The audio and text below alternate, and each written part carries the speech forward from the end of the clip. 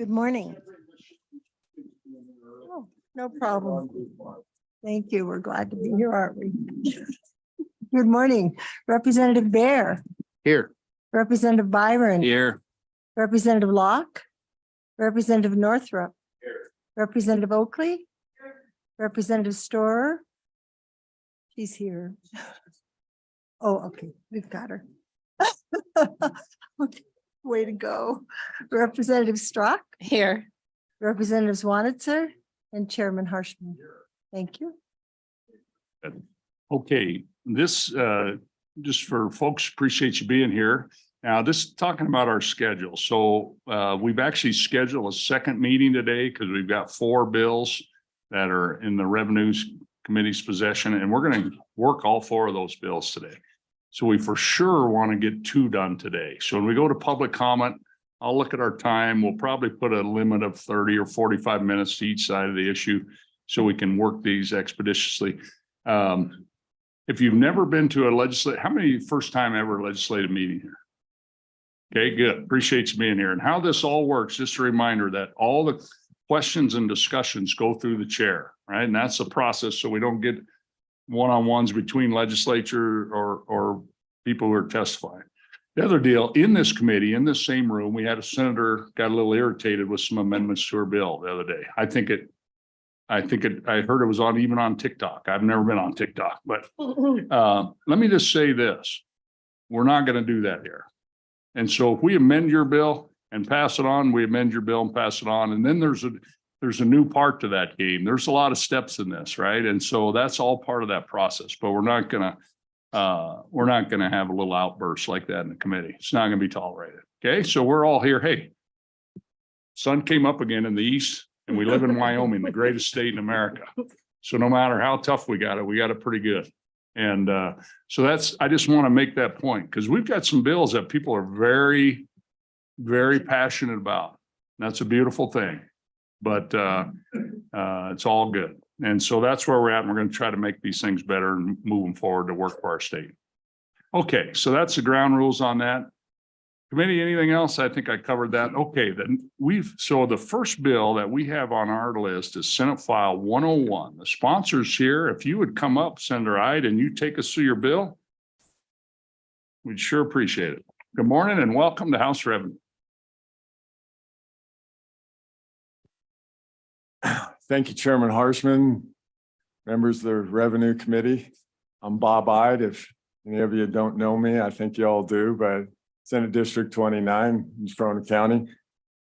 So what we have here is a little gold bill that everybody's talking about. 2018, we got you guys passed the Wyoming Legal Tender Act, and it was a real popular bill. It went through both houses pretty fair order. So basically, this is an amendment to that original bill in 2018. It just adds one more section to it. And I'll kind of take you through the original bill just because that kind of sets the stage of it and then tell you what this amendment does. So, so the original bill, back then it was House Bill 103. It was called the Wyoming Legal Tender Act. Just who was prime sponsor of that? Who was the prime sponsor? Yeah, I'm glad you mentioned that. Rest in peace, Roy Edwards. Yeah, Lord rest his soul. Yep. Yeah. Yep. So we've had this issue many times and we appreciate his work. Okay, go ahead. Absolutely. Thank you. Thanks for mentioning that, Chairman Harshman. So the reason for the original bill was to eliminate taxes primarily on precious metals. And, that's what the bill said. That was its preamble in there was specie and specie legal tender shall not be taxed. And then the bill describes, a lot of people don't, know what specie and specie legal tender are. And that defined that in the bill in 103. And I'll just kind of go through that. So it sort of sets the stage on this. So basically it says legal tender means a recognized medium of exchange for the payment of debt and taxes. And it's kind of plays off. It's just kind of reaffirms what the U.S. Constitution, Article 1, Section 10 That says in our US Constitution is still the supreme law of the land is the only money in there. It says no state shall make anything but gold and silver coin tender in payment of debts. So that's kind of why we describe legal tender in that original bill. And then specie, it defines specie. Specie means coin having gold or silver content, which is coin stamped or imprinted with its weight and purity and valued primarily based on its metal content and not its form. And then the rest of that legal tender bill basically just defined what specie legal tender is. And the definition in that bill in 2018 was specie coin issued by the United States government at any time. And the same thing, specie coin issued by any foreign government at any time. And then there was Romanet 3 that said any other specie that a court of competent jurisdiction may final and unapprovable order rules to be within state authority. So that was the thrust of the bill. It eliminated taxes. It defined what, legal tender was, what specie legal tender was, and just kind of reaffirmed the US Constitution that, it does say that states shall accept nothing but gold and silver. We changed that with, laws later on made when we got the central bank in 1913 and the Federal Reserve notes, and things kind of changed. So anyway, that's what we're playing off of here is that original bill. So what this amendment does is I'll just go through the catch title here in the essence of time. The catch title pretty much explains the bill. So I won't go through the entire thing, just it's almost redundant. So basically what this bill does, it says it's requiring the state to provide for the payment of mineral taxes by specie or specie legal tender. Next one is requiring the state treasurer to determine and provide exchange rates for specie and specie legal tender. The next one is requiring the state treasurer to exchange specie and specie legal tender for other legal tender currencies. And the last one is requiring the state treasurer to hold and invest specie and specie legal tender. It's a real simple bill.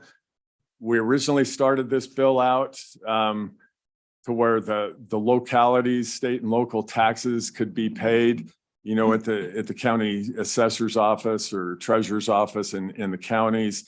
And, we heard from the Department of Revenue how that created some issues with trying to set that up. So we amended that bill in committee, or it was after we heard that in the Senate committee, Revenue Committee, we amended that out of there. So we just made it strictly mineral taxes, severance taxes.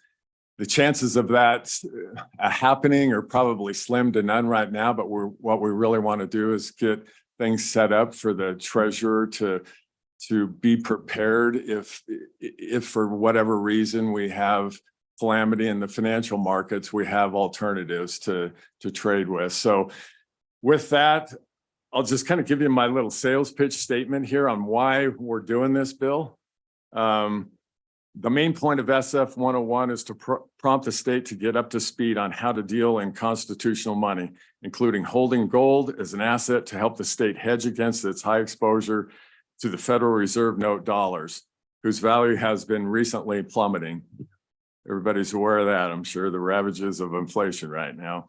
The state treasurer's office, working with outside experts such as precious metals depositories, would establish a mechanism for the Department of Revenue so that it's capable of receiving mineral tax payments denominated in specie, gold and silver. These outside providers are experts in receiving, authenticating, exchanging, and storing gold and silver. If at a later time the state wishes to handle more of the responsibility directly rather than overseeing them, it could do so. However, at the onset, it's simply more efficient to enlist outside experts and service providers, and SF 101 enables the state to do so. Because precious metals are priced in the dollar, its price denominated in America's unbacked currency will vary. As a general trend, gold will tend to rise in nominal value because the value of the dollar is being eroded over time. There's an old saying, I've used it before, you might have heard me say it, but an ounce of gold 100 years ago, which was worth about $20, would buy a good suit. Today, at almost $2,000 an ounce, it'll still buy a good suit. So gold tends to retain its value over time. It's a store of value is essentially what it is. And it's a hedge primarily against money printing going on right now. We've actually, the last 2 years, this new administration, I think we've deficit spent, added $6 trillion to our national debt just in 2 years. It took us 200 years to get the first $1 trillion in debt. From the time our country was founded till 1980 is when we first hit $1 trillion in debt. And we've done 6 trillion in just the last 2 years.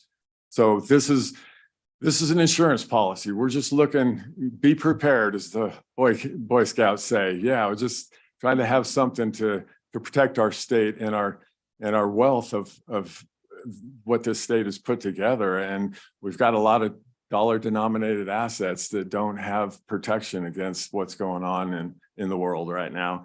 So anyway, finish my little statement here. The state has a large amount of unhedged exposure to the dollar and dollar denominated debt. Since legislation was first proposed in 2019 to encourage the state to hold gold, the gold price in dollars has risen by around 50%. That bill did not pass, and the state still owns no physical gold or silver. If inflation appeared low at the time, but it's accelerated ever since, and now it's an obvious problem. The state remains highly exposed to the ongoing trend of currency debasement. Holding physical gold is a hedge against inflation and financial turmoil. SF 101 provides the state with the tools to get smarter when it comes to gold and silver. Those are the two main precious metals. There's another quote I'd like to throw out real quick. John Adams said there's two ways to destroy and enslave a nation. One is by the sword and the other is by debt. So that's something to kind of keep in mind with what's going on with this bill. By tasking the state legislature to install the plumbing for holding and dealing in sound, honest, and constitutional money, Wyoming can get out ahead in front of today's ongoing monetary problems before they expand into a full-blown crisis. It's our duty to take some initial steps in this direction so that our state is more resilient and prepared. That's why I want you guys to vote for SF 101. Thank you, and I'll stand for any questions. All right, Senator, thank you. And you know, it's interesting, we have when you're talking about debt, you know, and every president now has doubled the debt since 1980. It's just doubled but you'll have to come back maybe this afternoon. We got Convention of States. Be interesting. These are really big issues. We're gonna. Yeah. Okay. Well, I appreciate your. One more thing. Yeah, go ahead. Chairman Harsham, sorry, I put a little cut sheets in your packets there, just to kind of give you a little picture of you know the history of the dollar, and you can see how it's eroded. It's lost like 98% of its value since basically since 1913 when we got the Federal Reserve Bank. And then the other little graph just kind of shows how gold kind of goes in the inverse of the the debasement of our dollar. So it is over time, it's a strong protection against the devaluation of our money. Okay. Yeah. I'm going to open this now. Just appreciate your presentation of the bill. And now members of the committee, any questions of the sponsor, or you want to go through specific parts of the bill with the sponsor? Anyone? Okay, we'll just start Representative Bear and then Representative Northrop. Thank you, Mr. Chairman. And Senator Ide, just when I look at paragraph V or 5, page 3, it says, if market conditions warrant investing in precious metal leases or bonds payable in precious metals. Is there anything in your mind prohibiting that from happening right now? You mentioned that this is creating the opportunity. I know we need to have the structure and how we're going to value these metals and make sure that they're legitimately what we're we're saving them as. So do you see anything in statute now that keeps them from doing this? Senator Ide? Chairman Harshman, Representative Bear, it's a great question. You know, the Wyoming Legal Tender Act, the original bill, I think basically would allow them to do that. It's a really good question. We've had some questions on that, talking to the treasurer, and they wanted more specific authority. And that's essentially what this amendment does, is gives the treasurer specific authority. So there's really no gray area there. I want to follow up on that too. That was a question. I mean, I think we could. I mean, SLIB board, the IFC recommended SLIB board votes to do it. Yeah. Currently, but okay, Representative Northrop had a question. There we go. Thank you, Mr. Chairman. So my question first off was when you mentioned buying foreign coin, essentially, how do you know the quality of it? I mean, I understand it's stamped on it, but there certainly isn't any provision in the bill to be testing it to make sure it is of that quality. Though I'm not saying there's anything nefarious out there, but there certainly could be. There is. Okay, Senator, go ahead. Chairman Harshman, Representative Northrop, another great question. I think we'll have some testimony today that can speak in more detail to that. If we do store it, a lot of these precious metals, you know, depositories, private, they have the ability and the technology and the people and the equipment to authenticate anything that the state would buy. And that's I think you'll hear some good testimony. That's a really good question because everybody's worried about, you know, counterfeit gold with tungsten in the middle of it. And, you know, if you're dealing with the right people when you say foreign coin, like that original legal tender bill, it's basically the US minted coin, or like a Canadian maple leaf, or, you know, a Cougaran from Africa. You know, those are the state legal tender coins, which is the same as our American Eagles and American Buffaloes. Okay, If that any helps. questions? Representative Zwanitzer? Thank you, Mr. Chairman. Just one question. Do any other states allow this now, or do you know if how many? Go ahead, Senator Ide. Thank you, Chairman Harshman, Representative Zwanitzer. So another interesting question, especially right now. Missouri just passed out of their Senate a very similar bill. Their bill actually required the treasurer to hold a minimum of 1%. Our bill does not. I mean, we could be in compliance with this bill if the treasurer just, not that we want him to, but buy a single 1 ounce gold coin, and they would basically be doing what this bill says. So Missouri just passed it out of the Senate. It's kind of where we are right now, essentially. Montana, they're copying almost our bill. A lot of states are really looking at this. I think there's 22 states there's like 33 states that have limited taxes on precious metals. So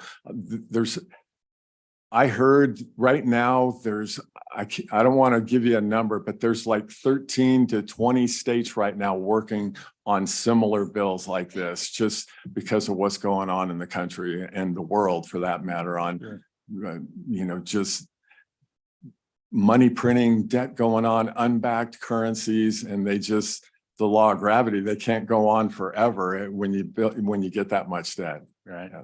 Thank you. Okay, any questions? Senator, I'm going to keep moving down here. Representative Bear. Thank you, Mr. Chairman. Senator Ide, you have chosen this mine product severance taxes. I don't see any other taxes. Is there a particular reason that tax was chosen and not other taxes in this particular bill? Go ahead, Senator. Chairman Harshman, Representative Bear, another great question. So we started this bill out with state and local taxes. We amended it out of there. It would look real cumbersome from the get-go until the treasurer really knows and the Department of Revenue knows how to deal with it. And that's why we extended this date, or we put a date of January 2024. So they had time to get up to speed and figure out how to get all of the mechanics and the plumbing in place to make these things work. But it's something that would be nice to do later on. I mean, initially I can see why the Department of Revenue was worried about that, because it is going to take time to get all of the counties up to speed if anybody ever wants to pay in gold and silver, or if they have to pay in gold and silver in the future. So this is just kind of getting things ready. It's not something that I think it's more on paper right now and getting the treasurer up to speed and then them figuring it out. And then if things needed to be amended in the future for towns and cities and counties, that would be a good thing to do. I like it in the bill just so we have that option, but we did take it out. Yeah, very good. Any other questions? Okay, I think we're but you're here, so if we have further questions, we'll Okay. call you back up. Thank you, Senator. Thank you. Appreciate your presentation. Okay, we're going to move to state elected treasurers here. Would you have any comments on the bill? Come on up if you do and introduce yourself for the record and Yeah, Mr. Chairman. welcome to I the do, but I committee. think there's some experts here that if they testify first, my comments would be a little bit easier to understand. Yeah, I like to do electeds. Any other electeds here? Treasurers, anybody, any other elected representatives? Okay. So here's what we got. So it's 8 o'clock. We're in good shape. Appreciate your presentation. So why don't we just go, let's just open this up and we'll go like 30 minutes. And whether it take that long or not, for folks who are in favor of the bill. And then and the way this works, I mean, one person could talk for 30 minutes or 30 people can talk for 1 minute. And I mean, we'll give you a little grace on the end, but I guess how many people, let me take a temperature of the room. How many people are here to testify in support of the bill? Just raise your hand. Okay, so it looks like about 3 or 4. How many are opposed, want to speak opposed to the bill? How many just want to speak on the bill? Okay. And so I'm going to go to the Department of Revenue and the Treasurer's Office. Let's have you guys speak first. Can you do that? Director, come on up. Okay, good morning. Good morning, Mr. Chairman, members of the committee, Brenda Henson, Director of the Department of Revenue. I truly appreciate the opportunity to speak to Senate File 101. When you read the bill, you don't really see the Department of Revenue stated that we have any role in this. But I have some items that I would like the committee to consider. I did testify when this was in committee on the Senate side related to the concerns collecting taxes. So I do appreciate the amendments that came out of the Senate. But just to clarify, on page 1, line 1 through 3, it states requiring the state treasurer to provide for the payment of mineral taxes by specie or specie legal tender. However, the state treasurer's office does not collect mineral taxes. That is the function of the Department of Revenue. And when we look at that collection of tax, it's important to note the Department of Revenue does not hold money. We collect tax dollars and we distribute tax dollars. And that function is audited to ensure that any funds that we receive then go to the appropriate tax authorities. If you turn to page 2 of this bill, there's a paragraph starting on line 9 that states authorizing the use of specie and specie legal tender for the payment of mine product severance taxes by Title 39, Chapter 14 of Wyoming statutes. There's where the Department of Revenue comes in, and we are responsible for collecting those taxes. While it has been stated that the odds of a mineral producer operator paying in legal specie probably won't have many. Their books must be audited as well. Income tax purposes, all of those things. In fact, we definitely have entities that are paying digitally, not, we don't get checks much anymore, but, they're doing ACH transfers to pay those taxes. And so since we don't hold any funds, I would respectfully ask that this committee remove the tax payment language until we can have more time to visit with the state treasurer's office on what this process would look like. As stated, many states have adopted similar language to the Wyoming Legal Tender Act. In my research and visiting with my similarly positioned folks in other states, that language is in their statutes as well. However, I'm yet to find a state that actually accepts legal tender other than US currency for the payment of taxes. That is not happening in any state that I have found to date. So if it is the will of the legislature to have the Department of Revenue receive taxes, I look at this very similarly to cryptocurrency. If we are going to receive taxes in a form that is other than US currency, we need to investigate that, and we need to take the time to ensure that the treatment of those taxpayer dollars is held very seriously. We collect those dollars, and every penny that we collect goes to a taxing entity that's has that authority to have those taxes. So with that, Mr. Chairman, I would answer any questions. I do appreciate the opportunity to speak. I know this is an important topic. Okay, thank you, Director. Any questions for the Director? Okay, Thank you, thank you. Mr. Chair. Appreciate you being here. What does this Chief Investment Officer, do you have some comments? State Treasurer's Office? Morning. Morning, Mr. Chairman, members of the committee. My name is Patrick Fleming. I'm CEO for the Treasurer's Office. And my comments, I just want to clarify that there's a differentiation between my personal beliefs and the beliefs of what gold and silver represents and how it should be owned by an individual or so forth, as opposed to my job as a CIO and trying to manage what the bill is saying for the state. So I just want to clarify that. So as Senator Ide commented, there is not one fiat currency that ever has been issued in the world that has not gone to zero over time. So there's no question on that. It's just a matter of time historically that has happened.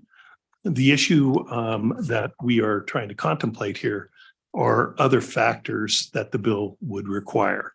So when you look at it and you're saying, okay, if we received a certain amount of money, let's just say $1 million or whatever, the delivery, the insuring, the hedging cost, which I've done in my previous job, I taught hedging at the University of Wyoming. I know a lot about hedging. Hedging is very, very difficult.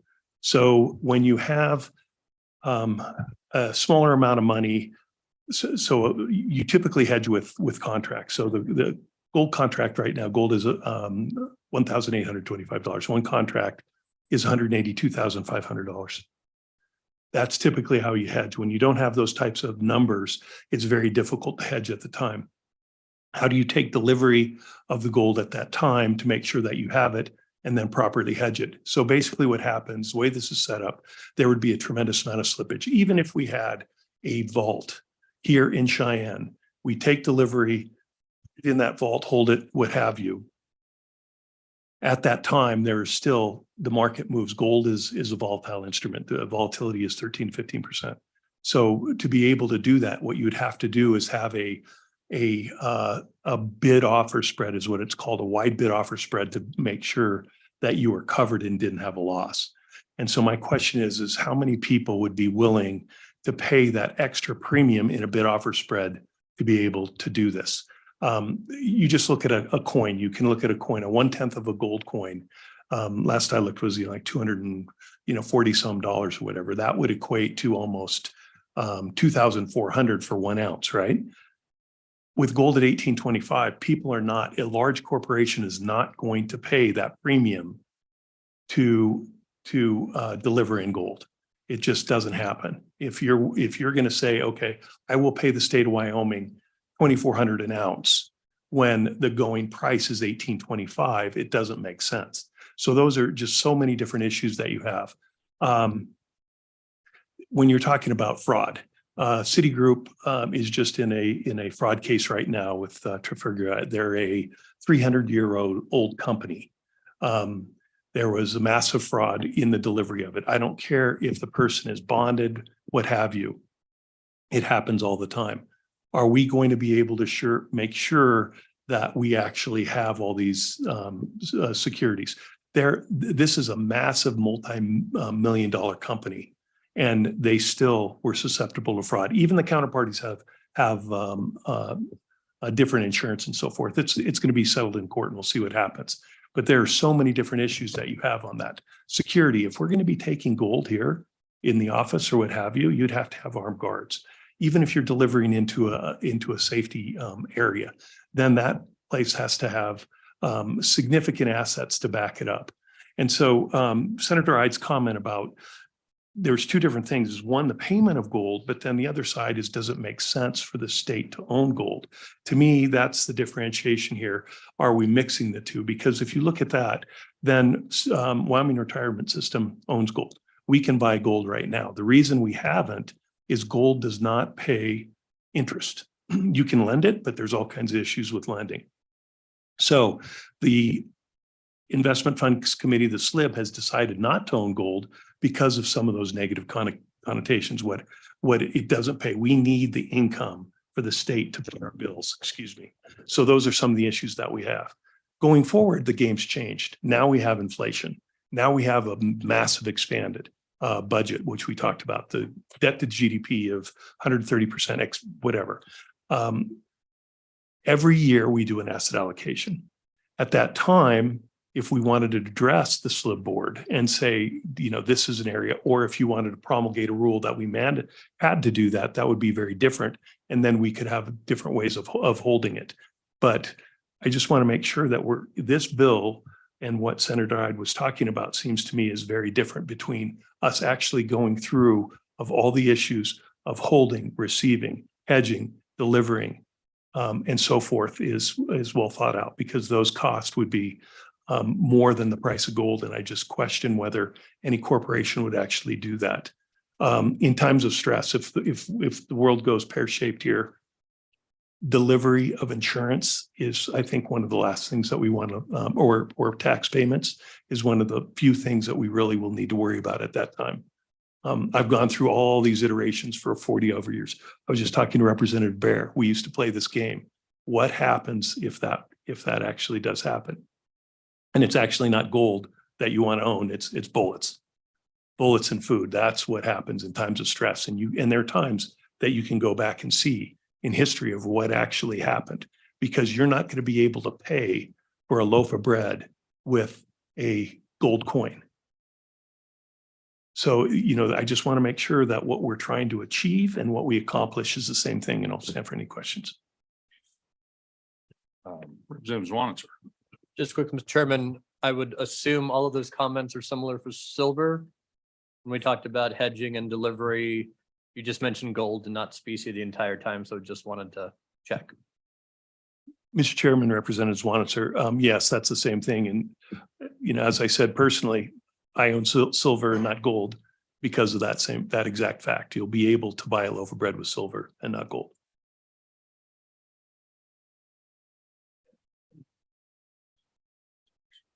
Thank you, Mr. Chairman. So in essence, Mr. Fleming, so with all of these issues, this could be very difficult to manage and administer. Is that fair to say? Mr. Chairman, Representative, absolutely.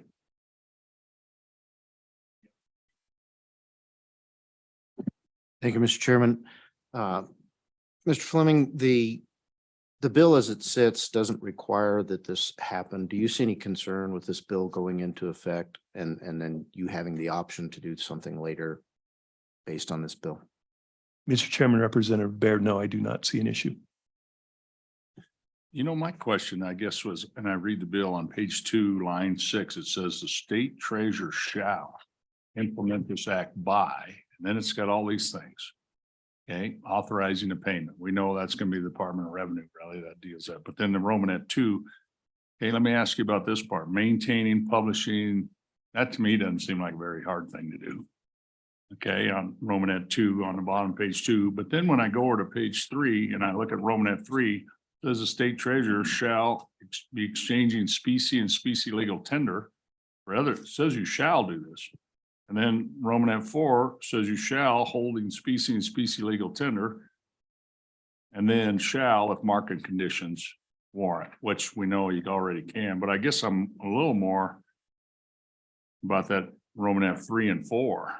And maybe you or Mr. Sackett or somebody wants to comment on, because the word clearly says shall on page, the state treasurer shall implement this act. Mr. Chairman, I'll go real quick and pass it to Matt, but Okay. as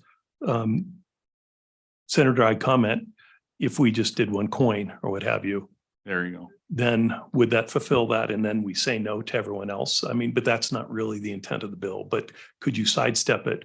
But inserting may would be much easier to fulfill what the desire of the bill would be instead of shall.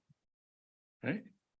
Okay, question or well, I'm going to ask Mr. Sackett if you want to comment. You're at the table, so you got to comment. Go ahead. Mr. Chairman, I agree. Yeah. Chairman, member of the committee, Matt Sack with the State Treasurer's Office. I do see that, number 3 there, we shall exchange specie and specie legal tender.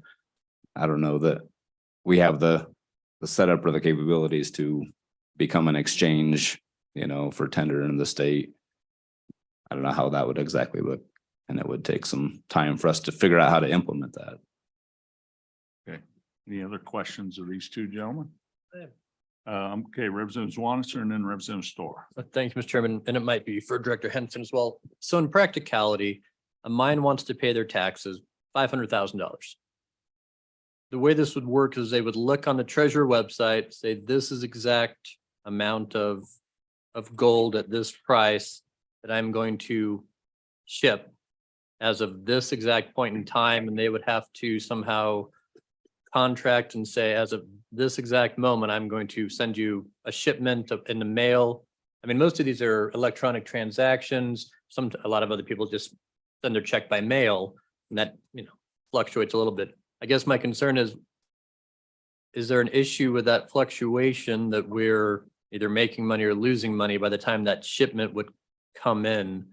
I mean, as this is a much more tangible item, and how does that work for the Department of Revenue, kind of agreeing to, if you're paying your taxes this way, this is exact point in time, we're saying, here's exactly the level and amount of gold you need to send in, and then we're going to hold to that, even though it might be 2 weeks to get that shipment somewhere and sign off on it. I'm just trying to figure out how that relationship works. Mr. Chairman, Representative, that was what I was referring to in the hedging side. So when I used to hedge in New York, when I did it for a living, you don't take, unless you have a counterparty that is set up that you have backing, there's collateral and everything. You don't take their word that the check is coming in, the species is coming in or whatever. You actually need physical gold. So when you're coming in, you're seeing in right now, gold is trading at 1825.30. Boom, that's your spot price. You go in and you take delivery of it, and then you go out and hedge it. And that's where the slippage is what I was referring to, because there's so many different things at this time that would factor into that to actually be having this. If the counterparty is not set up with the state, doesn't have the backing, is already collateral, is bonded, blah, blah, blah, blah, blah, you don't enter into those contracts. Representative Storr had a question. Thank you, Mr. Chairman. Mr. Fleming, I just want to make sure I understand what you said earlier. It seems to me that the goal of this bill, in part at least, is to be a hedge against inflation, and the state could at this point in time invest in gold shares through an exchange traded fund. Is that correct? Mr. Chairman, Representative Storr, that is correct. Thank you. I think that's good. Thanks. Okay, thank you. And you're here if we have more questions.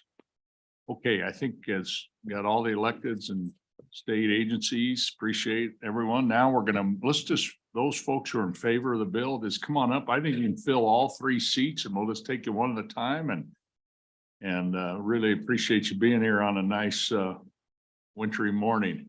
Been quite a winter in Wyoming. Reminds me when I was a little kid. Big snow tunnels in the middle of the street. Okay, good morning. I'm going to start with Mr. Fair right here. If you just introduce yourself for the record, and welcome to the committee. Sure. Thank you, Chairman Harshman and members of the committee. I'm Josh Fair, resident of Casper, Wyoming since June of last year. I'm also the CEO of Scottsdale Mint. We are a manufacturer and of precious metals products. We're in our 15th year. We do the minting of legal tender bullion, which could be anything from bars to coins for over 22 foreign governments and central banks around the world. So later this year in Casper, our new facility, we'll be producing legal tender for other countries made of pure gold and pure silver. We also produce for some of the largest banks in North America, where you produce physical product, deliver it to their vaults, and perhaps in the short future, some of these banks will choose to store in Wyoming, and our facility will be a distribution hub of out to their banks and to their customers, but also inbound as well. I'm in favor of the bill, and I'm not here so much to say why buy gold or when to buy gold, but I'd really like to talk to everyone about the trends of what we're seeing, and then also why is my company now in Wyoming? And what we're seeing is last year, the World Gold Council said was the largest increase in central bank buying of gold since 1950. And that was back when there still was some backing physically to the US dollar with gold. That's since been removed. We're also seeing a trend of large institutions buying physical product. I know someone mentioned electronically traded fund. They're getting out of those bank products because they have derivatives. And if you read the prospectus, it's not very clear. I'll mention two publicly traded companies. One is Tesla, Elon Musk's company. Just roughly 18 months ago, amended their SEC filings to have gold bullion on its balance sheets. Another company is Peter Thiel's big data company, which is the largest AI company, Palantir Technologies, based out of Denver. I think their market cap's around 19 billion. They did the same thing just over a year ago and actually purchased physical gold bars and put it in a private vault in the United States. So these are the trends that people are doing. They're getting away from the bank derivative products, and they're actually going to physical possession and stored. This trend is growing so fast that when COVID hit, obviously a lot of distrust happened throughout the world. My company never shut down. And when governments are the largest producers of gold and silver, precious metals, coins, and even bars in the world. My company we're one of the top in the world.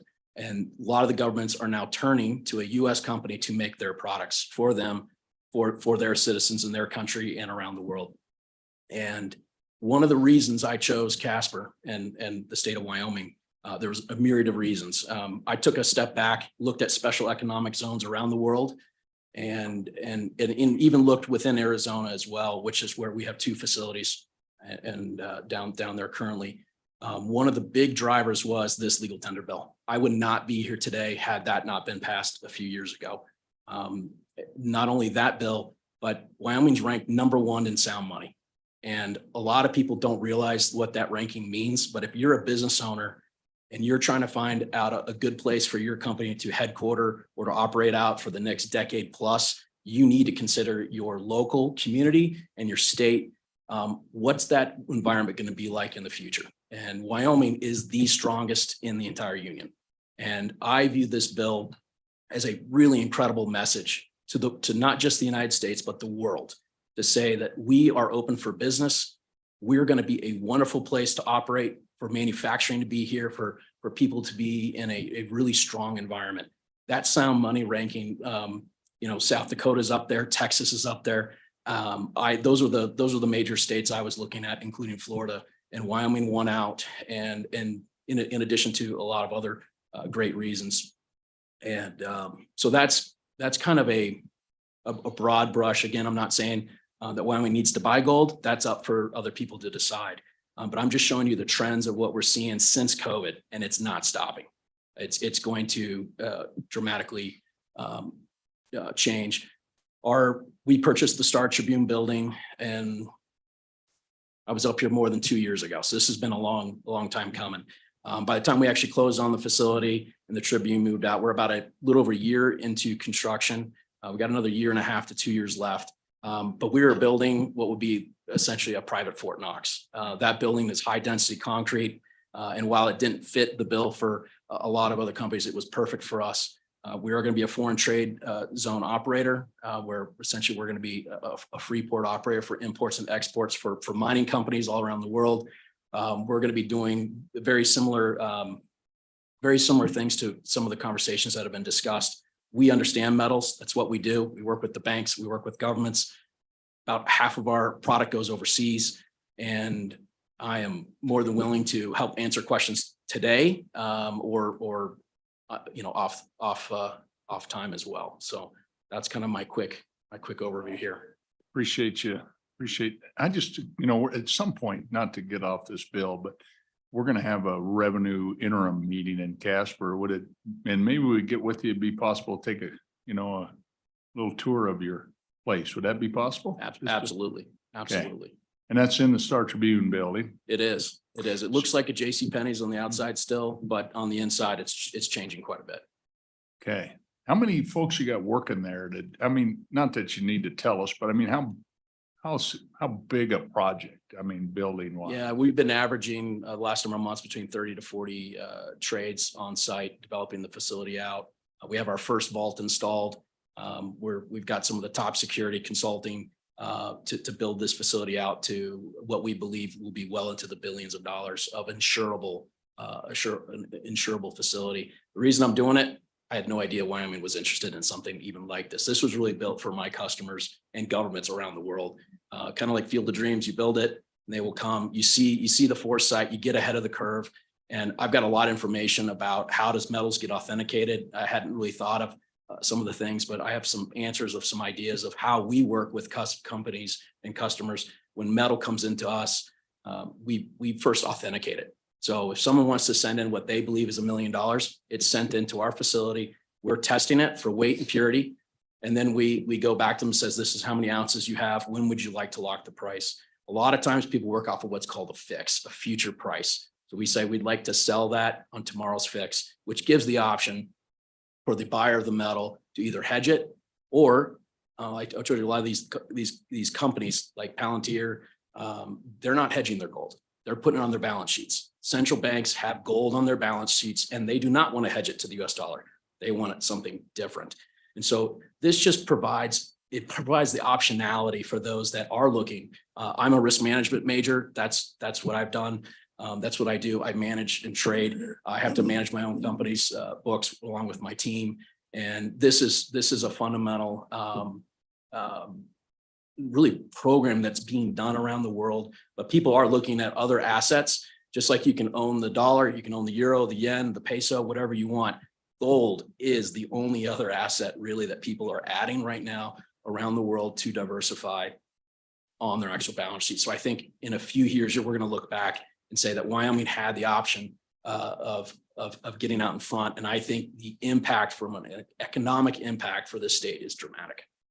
Okay, well, I appreciate you being here today and driving down and testify. Okay, questions, Representative Oakley. Thank you, Mr. Chairman. And just briefly, so I'm assuming that Fort Knox wasn't cheap, for security measure storage, all of that was an expensive proposition. To build the infrastructure. Go ahead through the chair. Yeah. Absolutely. Thankfully, I'm a private company and like I said, we have 2 facilities. We've already built out facilities similar to this. This is just done on a slightly different scale for our needs. I started the company in my guest bedroom in 2008. I came from the mining industry. I did mining finance. I handled corporate risk management with some of the biggest copper, gold, and silver miners in the world, publicly traded companies, worked with the CFOs, and saw the need for this type of product to enter the market. And today our brand is well recognized around the world to the point where foreign governments and banks allow us to trust us to put weight and purity on there. And we guarantee every single product. So if product comes in and we say it's genuine, that's on my company to do it. When all we have is our reputation and 15 years and billions of dollars in transactions, that's what we go off of. Yeah. Okay. Any other questions? Go ahead, Representative Bear. Thank you, Mr. Chairman. Mr. Fair, you've heard conversation here about this bill allowing the treasurer to contract with outside services for verifying the purity of the asset. Is this something that you foresee your company being able to do out of Casper for the state of Wyoming? And you mentioned Fort Knox. I assume you're able to store the product that you're working with at the time, but is your intention to be able to store large volumes for entities, for instance, like the state? Fair. Excellent question. Yes, we do this every day. So whether it's, we work with almost every, I'm not saying every bullion dealer, but I'd say the vast majority of every bullion dealer in the world. So we're actually bringing them material, we're manufacturing material, shipping it to them. Logistically, we're shipping out thousands of packages a week. We're going post office, FedEx, UPS, common carrier freight, and Brinks Armored Trucks, Loomis, Garda. We work with all those services to be able to bring it in. And to your point, really, this would not be a burden on the state necessarily. The way when we operate for, let's say, we're working for a third party bank, or we're working for another bullion dealer, the metal that comes into us is that transportation cost is, the burden is from the consumer that's sending it in. Once the product comes into our facility, it's validated. And then the ounces are deemed, true, and that's the weight. That way there's no slippage in time. Metal is typically purchased, to give you guys an idea. If the state were to buy silver on the open market, it's not what you see online. We're not buying coins with huge margins. We're talking less than 0.25% type markup at an institutional level. For a purchase price, it's typically it's pretty darn close to spot, where there's no fee. It's pretty much flat. My company's buying raw material. I pay essentially spot plus a tiny premium to bring that raw material into either Scottsdale or Casper to then work with it. So if the material was coming in, we'd be able to validate it and that same day. And then the state could decide, do they want to liquidate it with 24, 48-hour settlement, or they can put it on their balance sheet. It could go into their own caged vault within our facility that they have the lock and key of, and that those ounces actually go into the state to be either held or sold at a later date. Okay, very good. Any other questions? Again, we appreciate, I know, been down here for a few days with the snowstorm, so we appreciate you traveling here to testify. So, okay, and you'll be available if we have further questions. Absolutely. I'm gonna go ahead. Introduce yourself, please. Mr. Chairman, members of the committee, my name is Jay Meyer. I'm a pastor here in Cheyenne, but previously in my life, I was an economics professor at Black Hills State University, where I taught economic history. Also was a senior economist for the state of Wyoming for a number of years before I retired from that position. What I'd like to do very briefly today is put this bill in a little bigger context of other things that are happening with currencies. And I might correct a previous speaker ever so slightly. Not all fiat currencies have gone to zero. The only exceptions are those that are right now in the process of going to zero, including Confidence, yeah. including the US dollar and the euro, the Japanese yen, etc., which they all are falling in value rapidly. And with that process happening, I want to commend the Wyoming legislature for beginning to set up a framework for an alternative to the US dollar. Because there is an alternative that's being developed by the Fed right now. And the New York Fed is currently testing a central bank digital currency.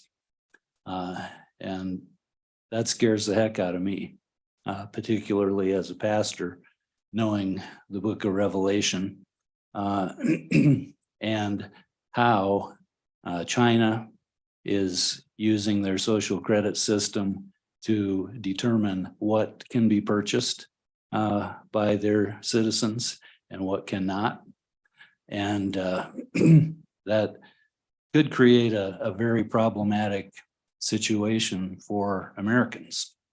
And so I think it's very wise that we set up some kind of a framework because when whatever a country is using for their currency begins to fail as a store of value and a medium of exchange, the economy eventually grinds to a halt when it fails to operate as a store of value and a medium of exchange. Gold and silver have been used for the last 5,000 years of human history as currency. Virtually every society. It only has run into problems when governing authorities begin to debase the coinage and try to stretch the number of coins they can mint with a given amount of gold or silver. So I appreciate this bill. I think it's a step in the right direction.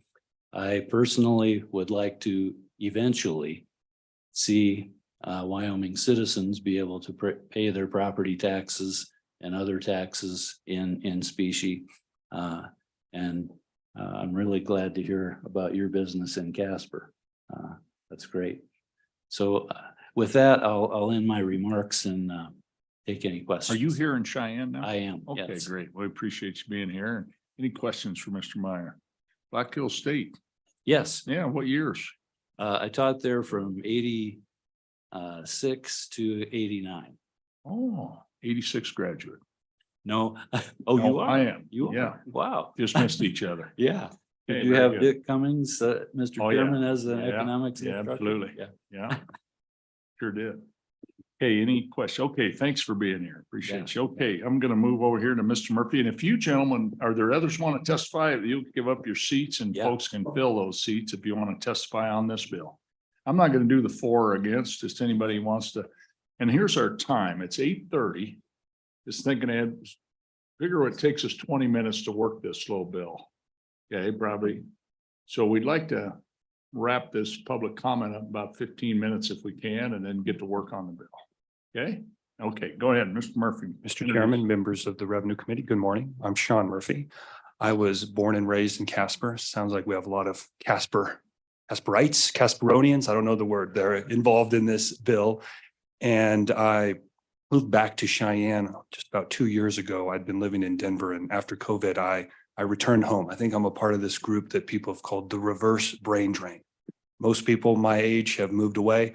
I have moved back. And in the course of moving back, there's been a couple of issues that I have taken fancy to and wanted to support. And this idea of sound money came onto my radar when I was advocating for palliative and end-of-life care to Congress about 10 years ago. And a lot of these virtues and principles around sound money, we have led the nation on in Wyoming. We heard from the previous speakers that we were ranked #1 on sound money. And this bill I see is really as an extension of those principles that we're already leading on. It's going to take some work. And I was lucky enough to have great parents, coaches, mentors, teachers growing up in Wyoming that taught me about hard work. And it's going to take that to pass this bill. We also need to have resiliency. Everyone in this room who's from Wyoming knows you have to be tough and resilient to live here. Just look at the weather and the wind, right? So things that are going to get us to where we want to be and need to be in terms of having some gold in the treasury is going to take some work. And this bill doesn't get us there right away, but I think it sets the path to help us get there. And why this is important, and we heard this term previously, was the central bank digital currency, CBDCs. This is a reality. This is where central banks are going. And as Mr. Fleming said, the game has changed. We now have central banks buying gold. Why are central banks buying gold? I believe it's because they want to back central bank digital currencies with something. You can't just create a digital currency out of thin air. So we're seeing these central banks acquire gold. I think what we should be doing and looking at in Wyoming is having a similar strategy. What are we doing to protect against inflation and ultimately exert our conservative fiscal values compared to what is happening with inflation? So I think this bill builds on our leadership. We have the Legal Tender Act, and now the next step is to do the work to start putting some gold, a great store of value, on the books for Wyoming. Now, that said, there's going to be another step. And that is, we also heard a great comment, Mr. Fleming, always nailing it, bullets and food at the times of economic distress. I would like to begin the conversation. It's not something I think we talk a lot about today, but this is going to become an issue, is also Bitcoin. as a store of value and medium of exchange. If there was economic turmoil right now, I would actually want to have bullets, food, and a degree of Bitcoin so that I could actually buy that loaf of bread. I'm not going to do that with a stack of gold or a brick. I'm going to do that with something that I can actually transact with. And we'd had a vision that that would be the Wyoming stable token. Doesn't look like that bill is going to ultimately make it, but this bill would help us to start getting on the right path with where the trends are showing us, but also with the leadership that is needed that we've already led on in Wyoming. So with that said, I appreciate your good consideration and the thoughts toward continuing our leadership in Wyoming. Okay, very good. Appreciate you being here. Thank you, Mr. Any Chairman. questions, Mr. Murphy? Okay, appreciate your testimony. Anyone else here would like to testify on this bill, for or against, or any comments? Yeah, I don't see anybody. Treasurer, you about had your chance. About ready to. Okay.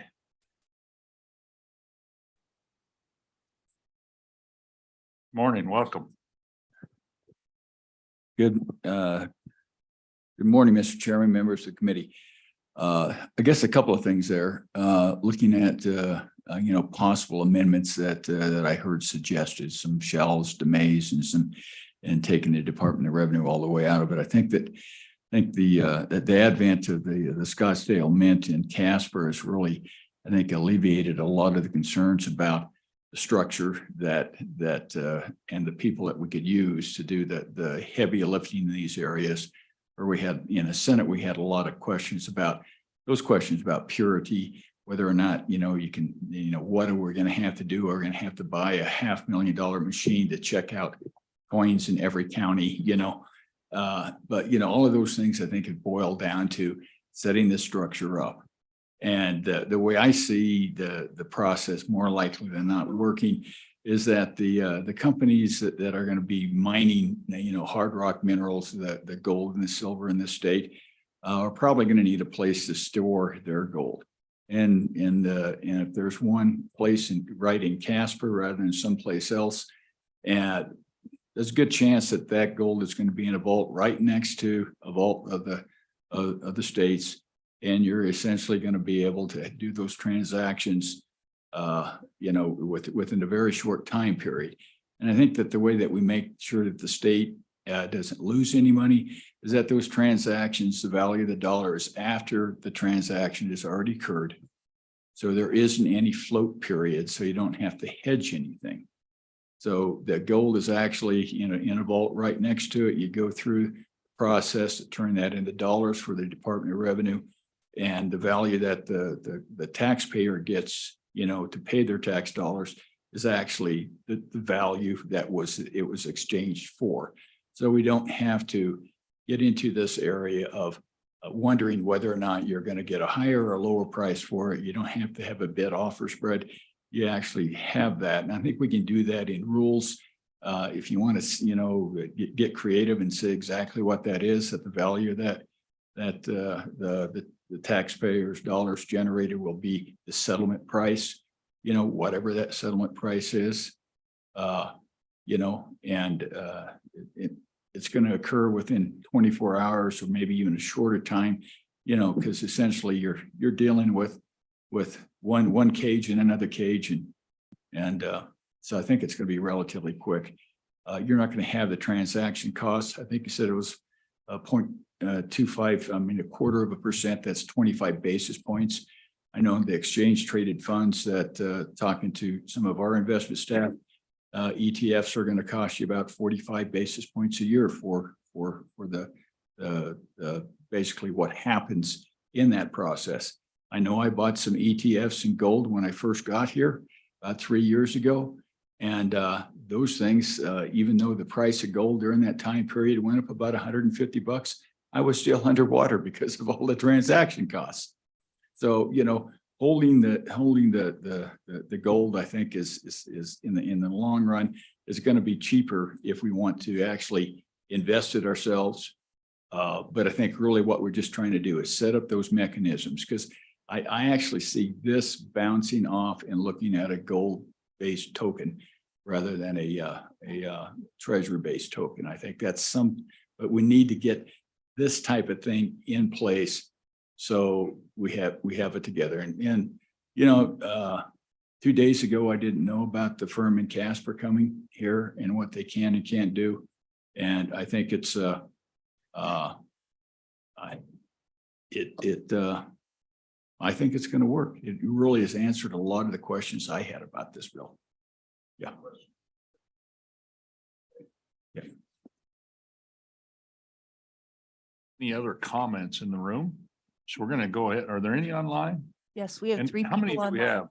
3 Okay, online. and we're gonna be really brief and then we're gonna get and so if you could, I think just omit all 3 of them and we'll just take one at a time and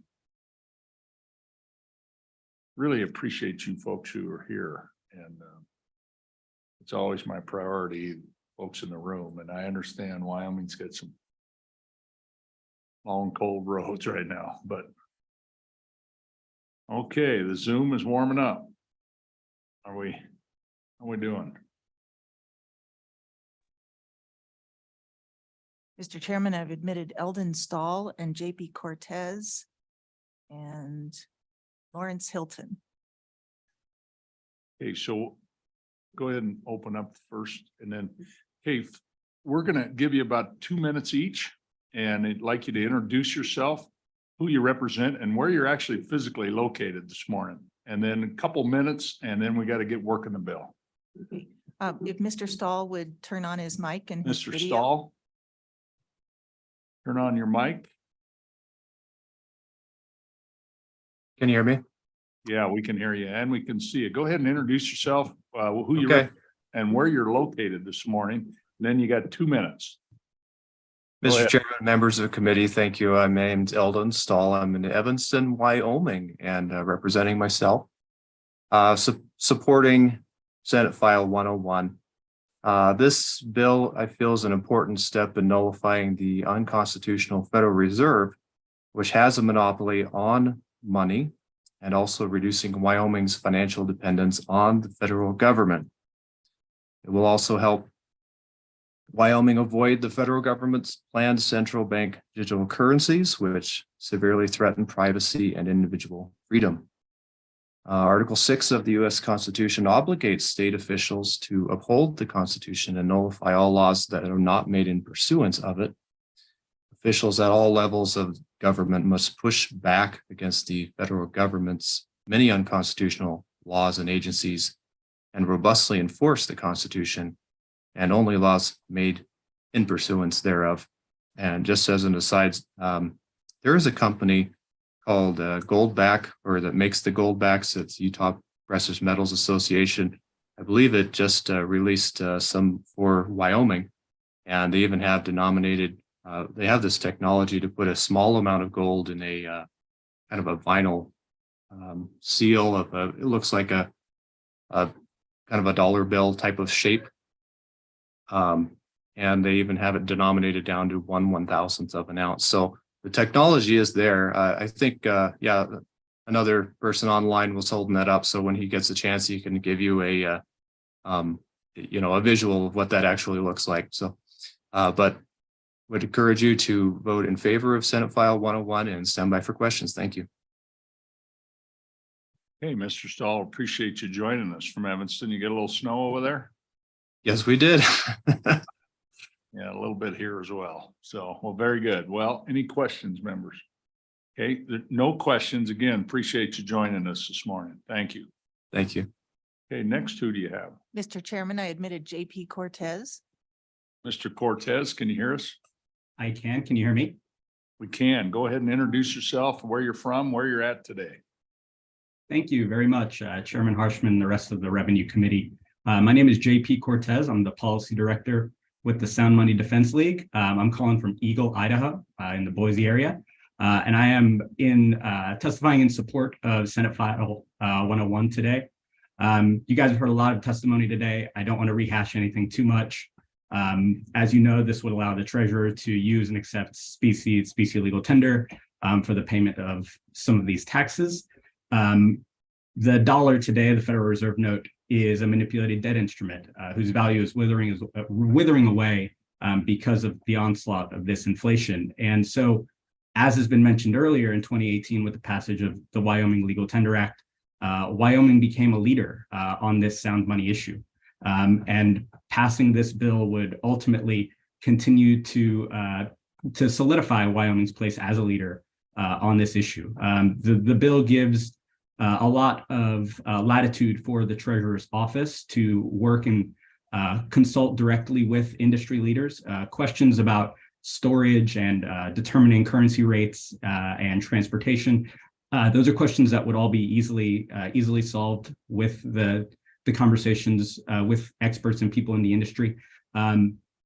As far as legislation, this issue specifically has taken hold across the United States.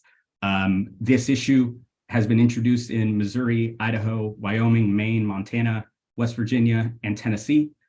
Ohio and Texas already have held the physical gold on their balance sheets as is. In more broadly, legislation to promote gold and silver has been introduced already in 35 states across the country. Or excuse me, 19 states across the country, 35 different pieces of legislation. So lastly, last comment I had was about the hedging comment from earlier.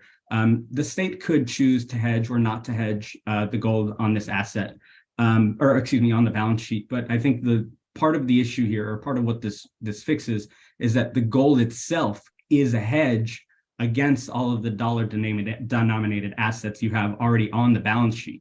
The gold is the hedge. The gold doesn't need a hedge. The point is to protect the balance sheet against what's on the asset. I appreciate you. I'm going to ask the committee if they have any questions of you. Any questions, Mr. Cortez? And again, really appreciate you joining us today from Idaho. Thank you. Okay, and our last is Mr. Chairman, I admitted Lawrence Hilton. Mr. Hilton. My apologies. Mr. Hilton, can you hear us? We can't hear you. You have to turn on your mic. All right, is that better? Yeah, there we go. Hear me now? You Okay. got 2 minutes. Go ahead and introduce yourself, where you're from, where you're located this morning. Yes, I'm with the what was referred to previously, the United Precious Metals Association, headquartered in Utah. Had the pleasure of being in committee on other of these bills in Wyoming, I think on 3 or 4 separate occasions. And I wasn't able to make it out in person this time, but I appreciate being able to testify remotely.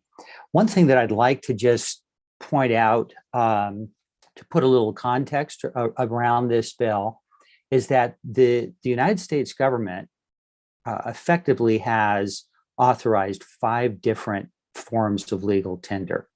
The one that we're most familiar with is the Federal Reserve Note, which in 31 USC 5103 is a parenthetical. What that statute actually says is United States coins and currency, paren, including Federal Reserve notes, close paren, are legal tender for all debts, public charges, taxes, and dues. So under federal law, US minted gold and silver coin is a legal tender for the payment of taxes. And I think that this is something that states are waking up to, is that, you know what, under the supremacy clause, we're pretty much obligated to, accept this. So I really applaud Wyoming stepping forward and being kind of at the forefront of figuring out, hey, how would we actually do this? What's the plumbing per se that we would put in place? And just to that point, I would mention that the United Precious Metals Association, since the passage of the Utah Specie Legal Tender Act in 2011, has been facilitating payments in gold and silver legal tender for over 10 years. So we would certainly be, willing and anxious to work with the treasurer, with the revenue division, to just, share what we've learned to perhaps facilitate those kinds of payments. I think there was a statement previously that you can't buy a loaf of bread with gold. And I would, beg to differ. This is gold. This is 100% gold. We now have Wyoming gold backs issued, and you can buy a loaf of bread with this. This is worth about, $3.50, maybe $4 at the outside. And it's 100% pure gold. Mr. Hilton, We're short on Yes. time, so I'm gonna ask the committee if they have any questions of you, and then we're gonna have to. But we really appreciate you joining us this morning. Members, questions, Mr. Hilton? Okay, so again, thank you for joining us. We got to get to work on this bill now, and we appreciate Okay, your testimony this morning. Thank you. thank you very much. Okay, we're gonna close public comment on the bill, and we're gonna work the bill. Members, Senate File 101's before us. What's your pleasure? Move the bill by Representative Bear, second by Representative Locke. Okay, let's work the bill. Any amendments on page 1? Okay, I'm gonna flip over to page 2. Any amendments? Oh, I might have one, Mr. Chairman. Representative Zwanitzer. And so I guess and I'm not sure where to place it, but I do think after listening to the Department of Revenue, if we're going to do this, we have to allow the Department of Revenue to adopt rules and regulations as well. I don't think it should be completely in the treasurer's office and the Department of Revenue have to implement. So perhaps the amendment's actually on page 4. It would be like a new section 3 that says the Department of Revenue shall adopt rules necessary to implement this act, similar to the state treasurer's office. I guess would be my amendment, even though we're on page 2, but that's probably the I'm over on appropriate page place. 4, so then we'd renumber the current section 3 to section 4. Yeah, So basically duplicate that language on 1, 2, and 3, but with this Department of Revenue. you could say the state treasurer and the Department of Revenue Okay. shall adopt rules. That's probably simpler. That'd be my motion, Mr. Chairman. Motions are second. Second by Representative Northrop. Ms. Jeffrey, on page 4, right after state treasurer, line 1. Do you have that, Ms. Shippen, Ms. Jeffrey? Okay. Okay, any questions on the amendment discussion? Okay, all those in favor, please say aye. Aye. Opposed, please say no. Okay, that amendment's been adopted. Back on page 2 of the bill. Any amendments on page 2? Okay, Representative Oakley. Thank you, Mr. Chairman. Page 2, line 6, may instead of shall. Okay, state treasurer may instead of shall. Everybody, is there a second? Second by Representative Byron. Okay, any discussion? Okay, all those in favor of the amendment, please say aye. Aye. Opposed? No. That's been adopted. Okay, any amendments, page 2? I'm gonna flip to page 3. Oh, one more on page 2. Okay, go ahead, Representative Northrop. Thank you, Mr. Chairman. Page 2, line 9 through 14, delete all. No point in having the Department of Revenue involved. Second. So it's been motioned to delete Romanet 1. Okay, and a second. Any discussion? Representative Zwanitzer.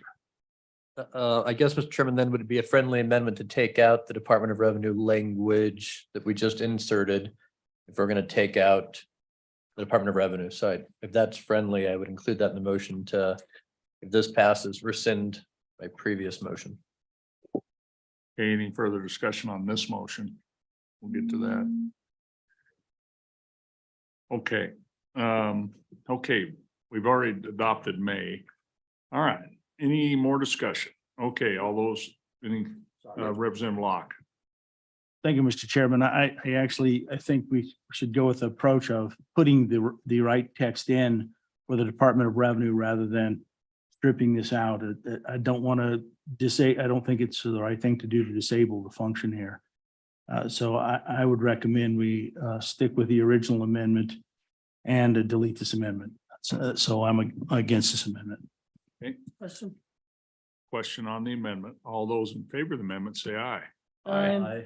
Opposed? No. I think that amendment has failed. Okay, any amendments on page 2? Division. All division being called. All those in favor of the amendment, raise your hand. May I have a question? Just real quick, I gotta, So we had a motion to amend the amendment. Did we vote on that amendment to the amendment? no, that wasn't the motion. Apparently not. That's not how I understood it. The motion is to delete Romanet 1. Yeah, we'll take care of that later if that. Okay. All those in favor of that amendment, raise your hand so I can count. 1, 2, 3, 4. All those opposed? 1, 2, 3. Well, you can, let me back up. Maybe I miscounted. All those in favor, raise your hand. 1, 2, 3, 4, 5. That motion has been adopted. My apologies, committee. Okay, any more amendments on page 2? Chairman Johnson.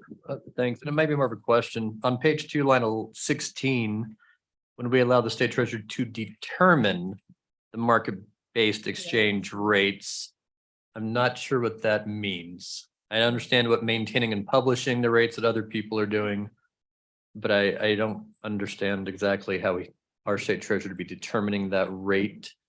I don't know if I could ask a question. I guess my motion would be to delete the word determining. Your motion, is there second? Second. Then seconded. Discussion? Okay, all those in favor of the motion, say aye. Aye. Opposed? No. Chairs in doubt, all those in favor, raise your hand. 1, 2, 3, 4. Okay, no, that motion has failed. Okay. Flipping over to page 3, I think we're on, that's, anybody else, page 2, page 3. Okay. Any amendments? Okay, Representative Oakley. Thank you, Mr. Chair. Page 3, lines 5 through 8, delete.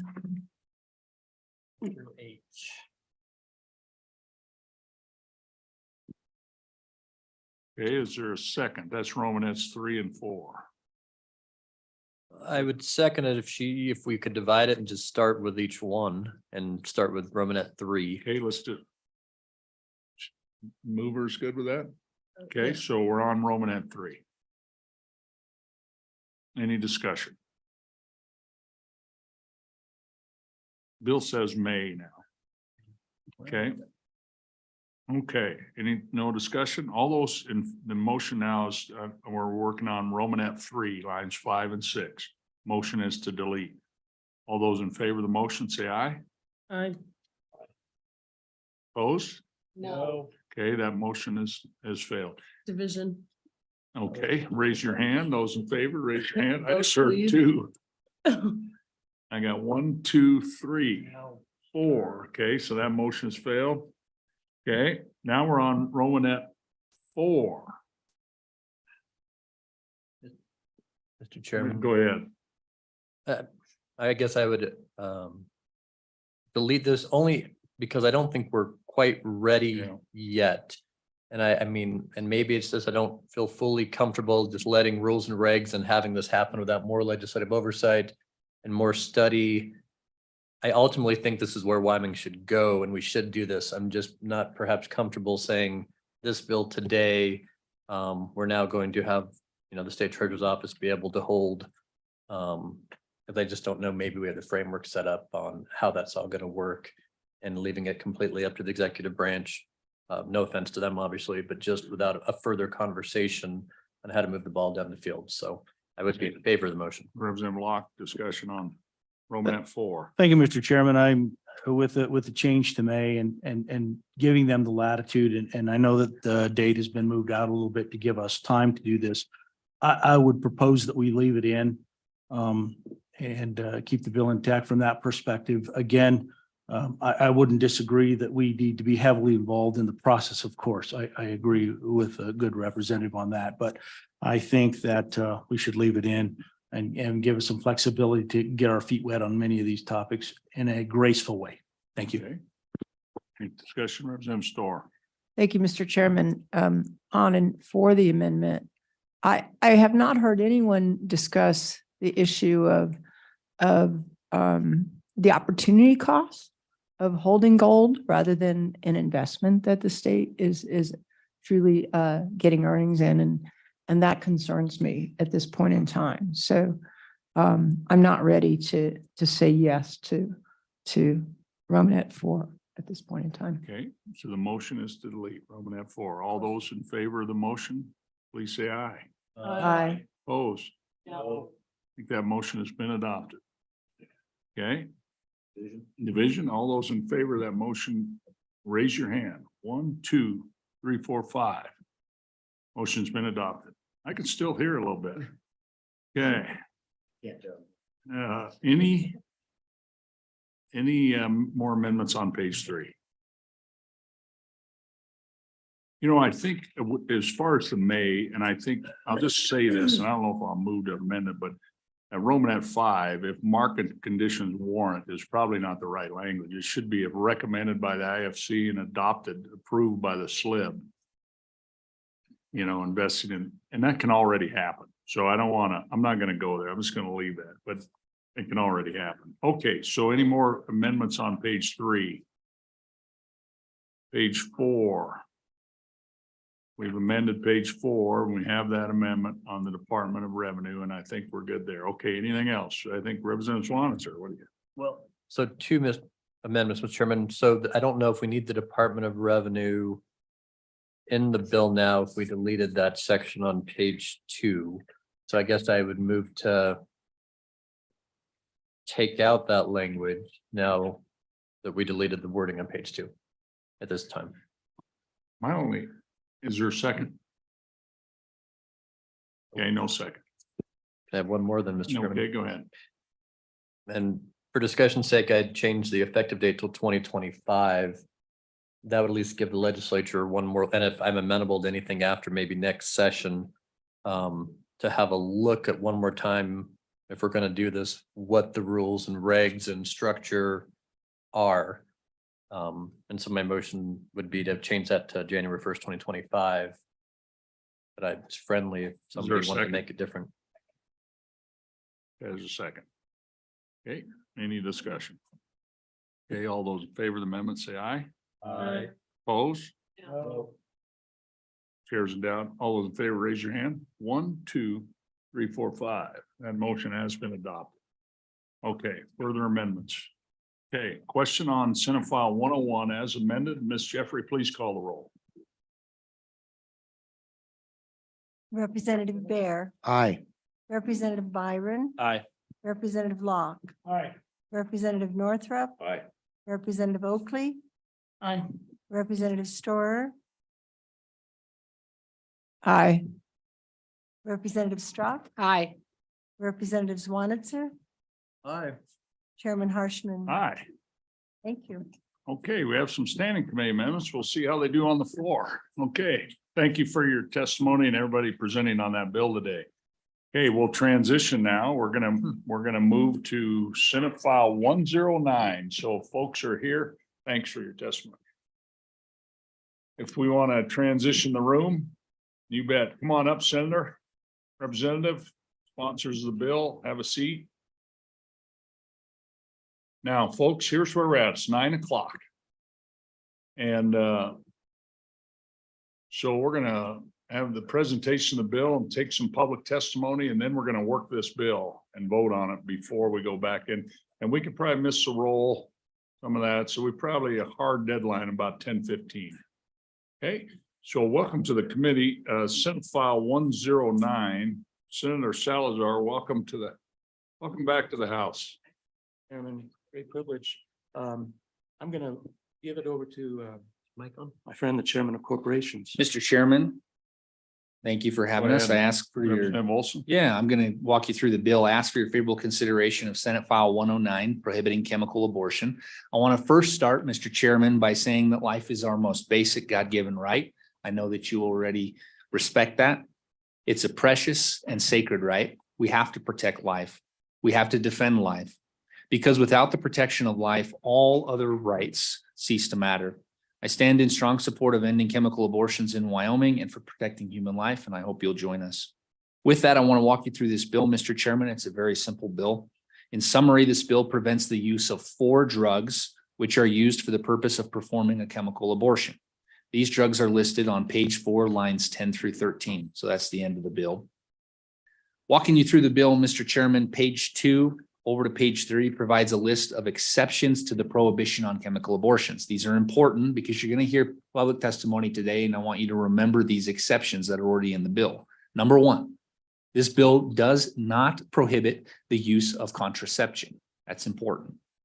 It includes emergency contraceptives, Mr. Chairman, which are commonly known as Plan B. So that's an exception to the bill.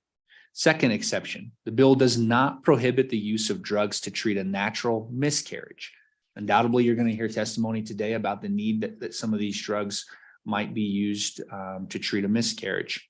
But this bill again does not prohibit the use of drugs to treat a natural miscarriage.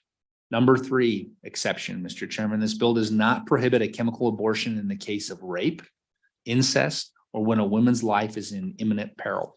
Those are the exceptions.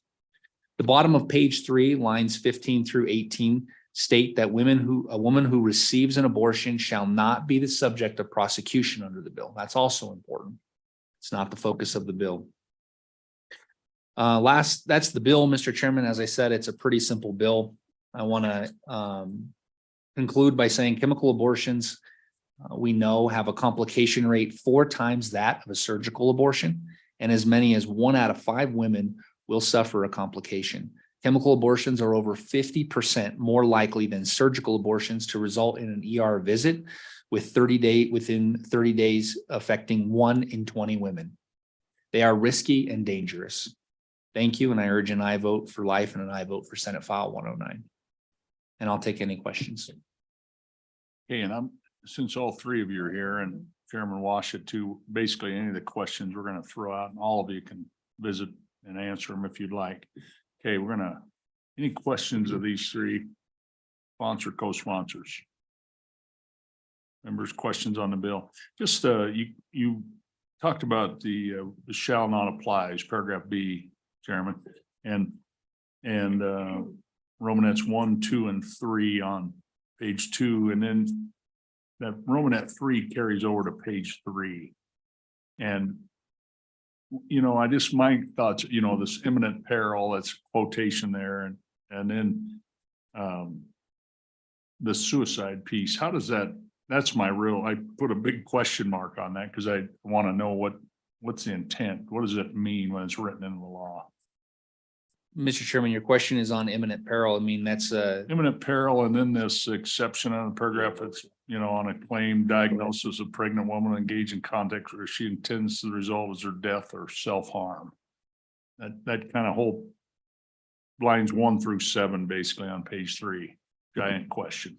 Mr. Chairman, if I might, and I'm sure the sponsor might add more to this, but the issue of the emotional well-being of the patient, the psychological conditions, sometimes hard to, tie down in any type of tight fashion. And so, what we want to avoid in the bill is simply a claim that the abortion was needed for the psychological well-being of the woman, right? And so if there's a medical peril, that's what we're trying to separate out from the emotional psychological peril. I guess, and we all have different backgrounds, but if psychological peril, if somebody is in psychological peril, and I'm not and I get it, you don't want to be gaming the system, a loophole or whatever to get around the law, but it's real when somebody's in psychological peril. And a lot of it's physical causes, right? Imbalances. So I don't know. I know you're trying to thread the needle, and I get it. That's part of thinking about it. Okay, very good. I'll stop. Any other questions, members? Okay. Wow. Very good. Okay, appreciate you, gentlemen. Let me just gauge the temperature of the room, and we all know our time, and I'll just say the House Revenue's got four emotional bills today. Okay, people care a lot about, and this is certainly one of them. And so when we have public comment, it's going to be really respectful, and all the comment goes through the chair and all conversations, and because we got good people on both sides of all these issues, and so we're not going to have any outbursts or anything like that. And I just tell folks too, this is only a part of the process. So if this bill gets amendments, but it passes on to the floor, there's still going to be a lot of work done in the House of Representatives. You got 62 idea machines in there that'll go to work. So you got to have the long game, the end game in mind on this. So be very respectful, and we're not going to have any outbursts or any of those things that occurred here a couple of days ago. It's not going to tolerate it. Okay. So we're all from Wyoming. It's all good. Now, any state agencies, any folks here I don't see any. Okay, I got several electeds here, but I think I'm just gonna open this up, and how about we, it's 9:08. Why don't we just take like the first 20 minutes and let's go folks who are in support of the bill. We'd love to hear from you. Fill those 3 seats now. You think if we got 20 minutes, one of you could talk for 20 minutes or 20 of you for 1 minute. And then I think if you can just, when you're finished, empty your seat and we can just keep rotating people as efficiently as possible. And we'll go 20 minutes and then we'll go for folks who are opposed for 20 minutes.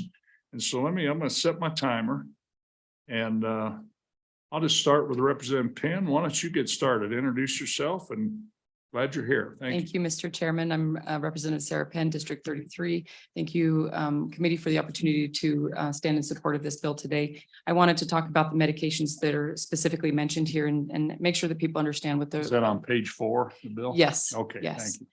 So we're talking about mifepristone and misoprostol. There's 4 medications listed, but we're really talking about two of those medications listed are actually brand names. And so generic mifepristone and misoprostol. So mifepristone is the first medication that's given. What it does is inhibits progesterone receptors. This medication does come with risks, a risk of fetal malformation. If a woman isn't certain on when her last menstrual period began, and that sounds like a funny thing that women would know that, but that's actually often very highly in question, and it matters in this situation. Both of these medications are only indicated for use if a woman is less than 10 weeks. The problem is if we're off on our dates, if these medications are both of these medications, if they're administered later, they do come with risk of not terminating the pregnancy, but increasing risk of fetal malformation and birth defects. Mifepristone comes with a black box warning, which for prescribers is a big deal. It's very closely restricted in its distribution because of its serious risks of infection and bleeding.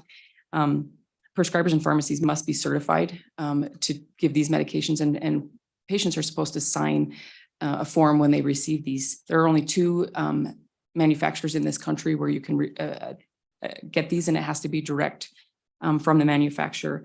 Mifepristone comes with 70 drug contraindications. So if a woman is on any one of these medications, it would be contraindicated that she also be given mifepristone. Misoprostol, the second drug that is given 24 to 48 hours after the first, what it does is produces uterine contractions. It also comes with a risk of birth defects, uterine rupture. The advanced gestational age increases risk of uterine rupture. In fact, France pulled this off the market about 5 years ago because of its risk of birth defects and uterine rupture. It's very important that a woman have an inpatient exam so a provider can have a discussion about what the risks and benefits are. Also, it's important to establish what the woman's blood type is. We need to understand when a woman has had a miscarriage, has bleeding in pregnancy, or has had an abortion, what their RH status is. So if your blood type is O positive or O negative, that positive and negative is the thing we care about. If a woman is negative and has bleeding during a pregnancy, she needs to have a ROGAM shot. Otherwise, future pregnancies could be at serious risk. We need to understand if the woman has an IUD, you can still get pregnant on an IUD. We need to know what her risk factors are for ectopic pregnancy and may need to do an ultrasound to rule that out before these medications are given. We need to understand what their medications are that they're already on, as was mentioned. We need to know if they have a history of C-section, or are their risks of uterine rupture increased? We need to discuss the risks with them and what the follow-up is. Do we need to continue to do serial pregnancy levels to ensure that these miscarriages have fully resolved? I won't, in interest of time, I won't repeat some of the studies that the chairman previously mentioned. I will say that a few years ago, the requirement that all adverse effects be reported to AIRS, the adverse effect reporting system, was changed. So the only requirement in reporting adverse effects of mifepristone is now a fatality. People still could report the other things, and that does happen. And in fact, there was a study done, and this was published in Issues in Law and Medicine in 2021, that found that significant morbidity and mortality have occurred following the use of mifepristone as an abortifacient. A pre-abortion ultrasound should be required to rule out ectopic pregnancy and confirm gestational age. The FDA AIR system is inadequate and significantly underestimates the adverse events from mifepristone. These medications are unfortunately getting easier to obtain. You can actually get them through the mail. There was a study done that a group tried to obtain these medications by mail without prescriptions, and were actually successful at obtaining them from 20 different pharmacies. And these medications came from out of the country. And this is actually significant because these medications are being used kind of like a date rape drug. They're being slipped into women's drinks, and babies are being aborted. This is evidenced by court cases throughout the country. One that was of particular interest to me was in 2017, a Virginia man who actually was a physician slipped mifepristone into the drink of his girlfriend. The baby was ultimately terminated, and he was tried, convicted, and did prison time for fetal homicide. Abortion has there is a strong association with abortion and mental health disorders. A study published in the Canadian Journal of Psychiatry concluded that just that fact that there is a strong association. In Wyoming, last year, we had 98 abortions performed, all of which were chemical. That's up 8% from 2020. 20 of those 98 were facilitated via telehealth, and that is increasing. Wyoming needs the protections of life that this bill offers. These are not as safe as many want to make them seem. They come with high risk. They are taking the lives of our unborn Wyoming citizens, and they are putting our women in peril. I would stand in full support and hope you would do the same, and I would stand for questions. Thank you.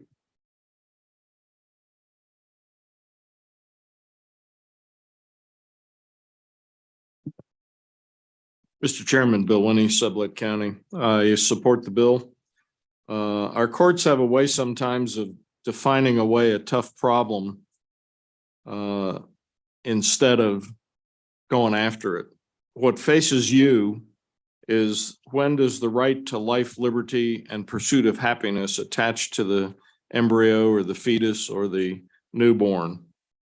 Similarly, when does that right to life, liberty, and pursuit of happiness of the mother override that of the embryo or the fetus or the newborn? Clearly, there's some cases like ectopic pregnancies where the mother's life is seriously at risk. I got it. And that's part of your decision process. But at the end of the day, I believe it's within the purview of the legislature to come out and say, here is what the sense of the state is. And subject to your questions, thank you.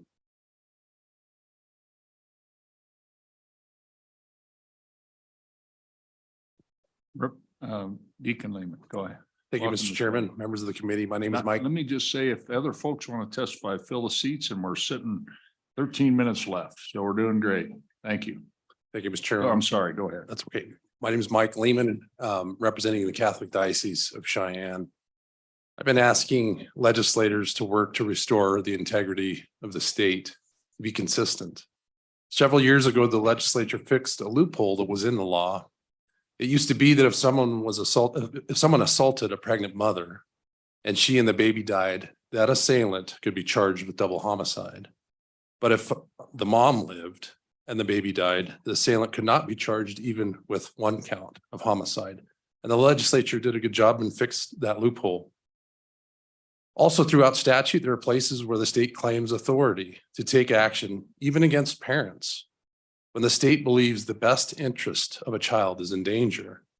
That's an important claim of authority on the part of the state. And unfortunately, in our world, the state needs to act in those cases of abuse and neglect. It's an important claim to authority and a necessary one. But what happens to the state's integrity when in one instance it claims to have authority to act in the best interest of a child, and in the next breath, it turns a blind eye to the intentional destruction of children? If being human and alive are not enough to fully qualify for full legal protection of the state, what else is necessary? Who gets to decide, and based upon what premise? Should a child also need to be wanted by her mother and father before the state will take on its responsibilities? I sent the committee this morning a little video of a young man named Nick. It was a 2013 video of Nick survived an attempted abortion in another country. And his story is one of inspiration. He was an athlete, and even though he was missing limbs, He lived a very, a good functional life in athletics.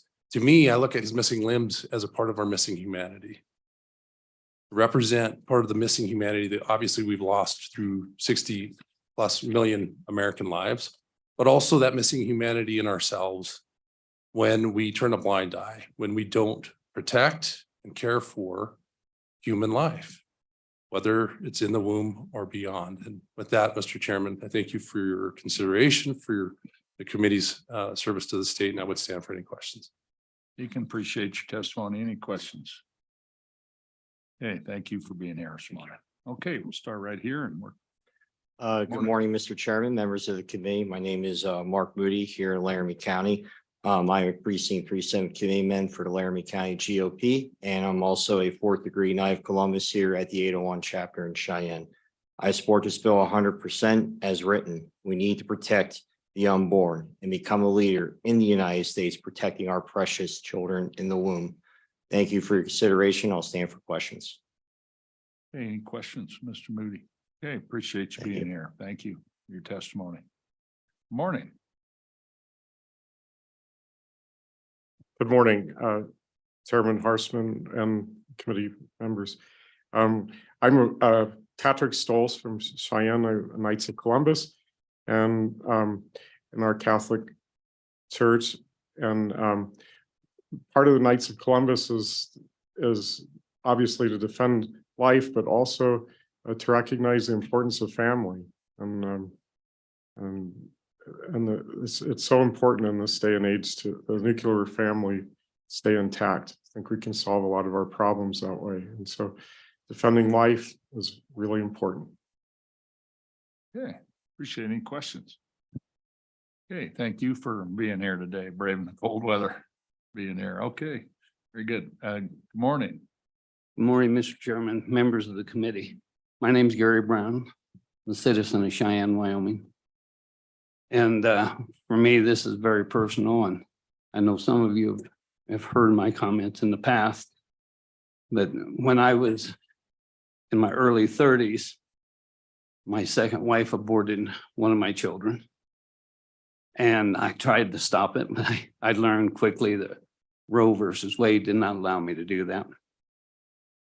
And so I left her at that point. A few weeks later, she came and told me she wanted me to come back. And in order to save the marriage, I did come back. She promised me she'd never do it again.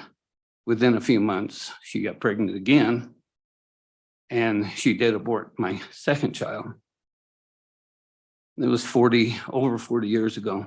Still affects me today. People want to say this is about the women.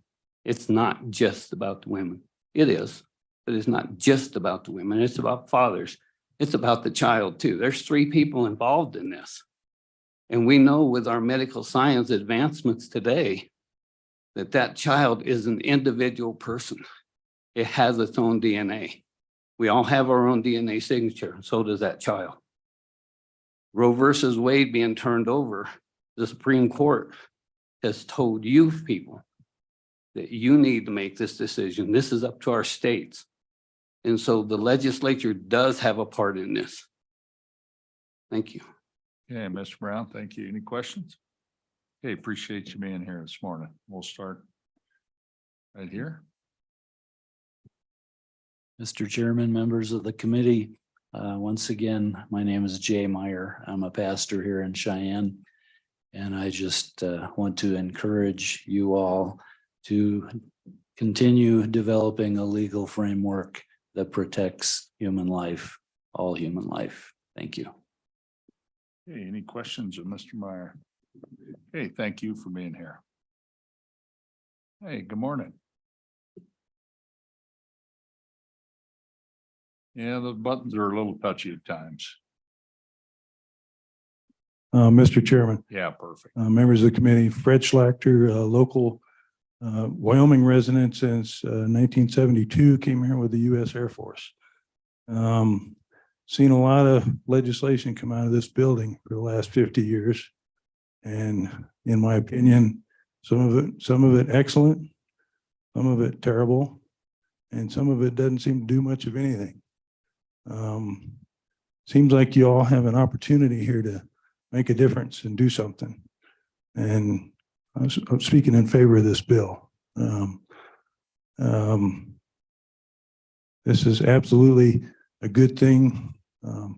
Please vote for it to go out on the floor for discussion. Thank you. Okay, appreciate you being here. Any questions, Mr. Schlick? Appreciate your testimony. Thank you. And if more folks, we've got about 5 minutes, so fill those seats up. We'd love to hear from you if you came here to testify. Good morning. Introduce Thank you, yourself. Mr. Yeah. Chairman. I'm Chuck Gray, the Wyoming Secretary of State. And while many of you are used to me testifying on legislation that interacts with our office, today I come before you not just as the State Secretary of State, but also as one of the vast majority of Wyomingites who are pro-life and who wish to ban chemical abortions in the state of Wyoming. Chemical abortions account for approximately half of the documented abortions in the nation. And needless to say, this figure is on an upward trajectory with forces at all levels making access to chemical abortion easier every year. Wyoming is far from insulated from these forces. In fact, rural areas have recently become the focus of many advocates for chemical abortion.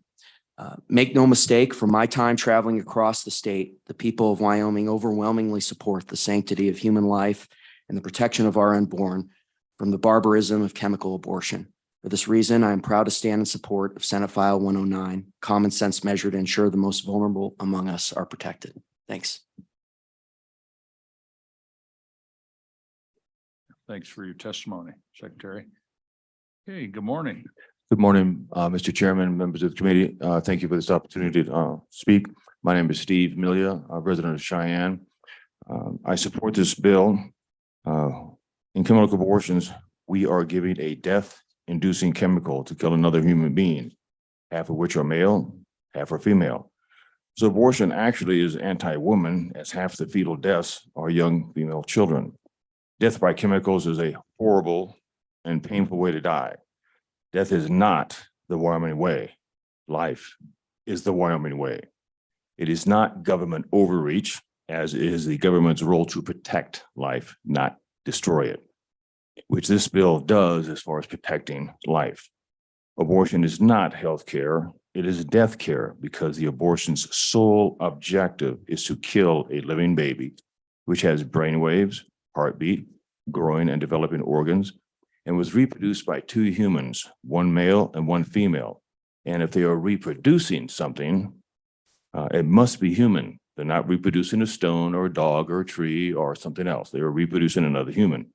Otherwise, if they were not producing a human, they themselves would not be human.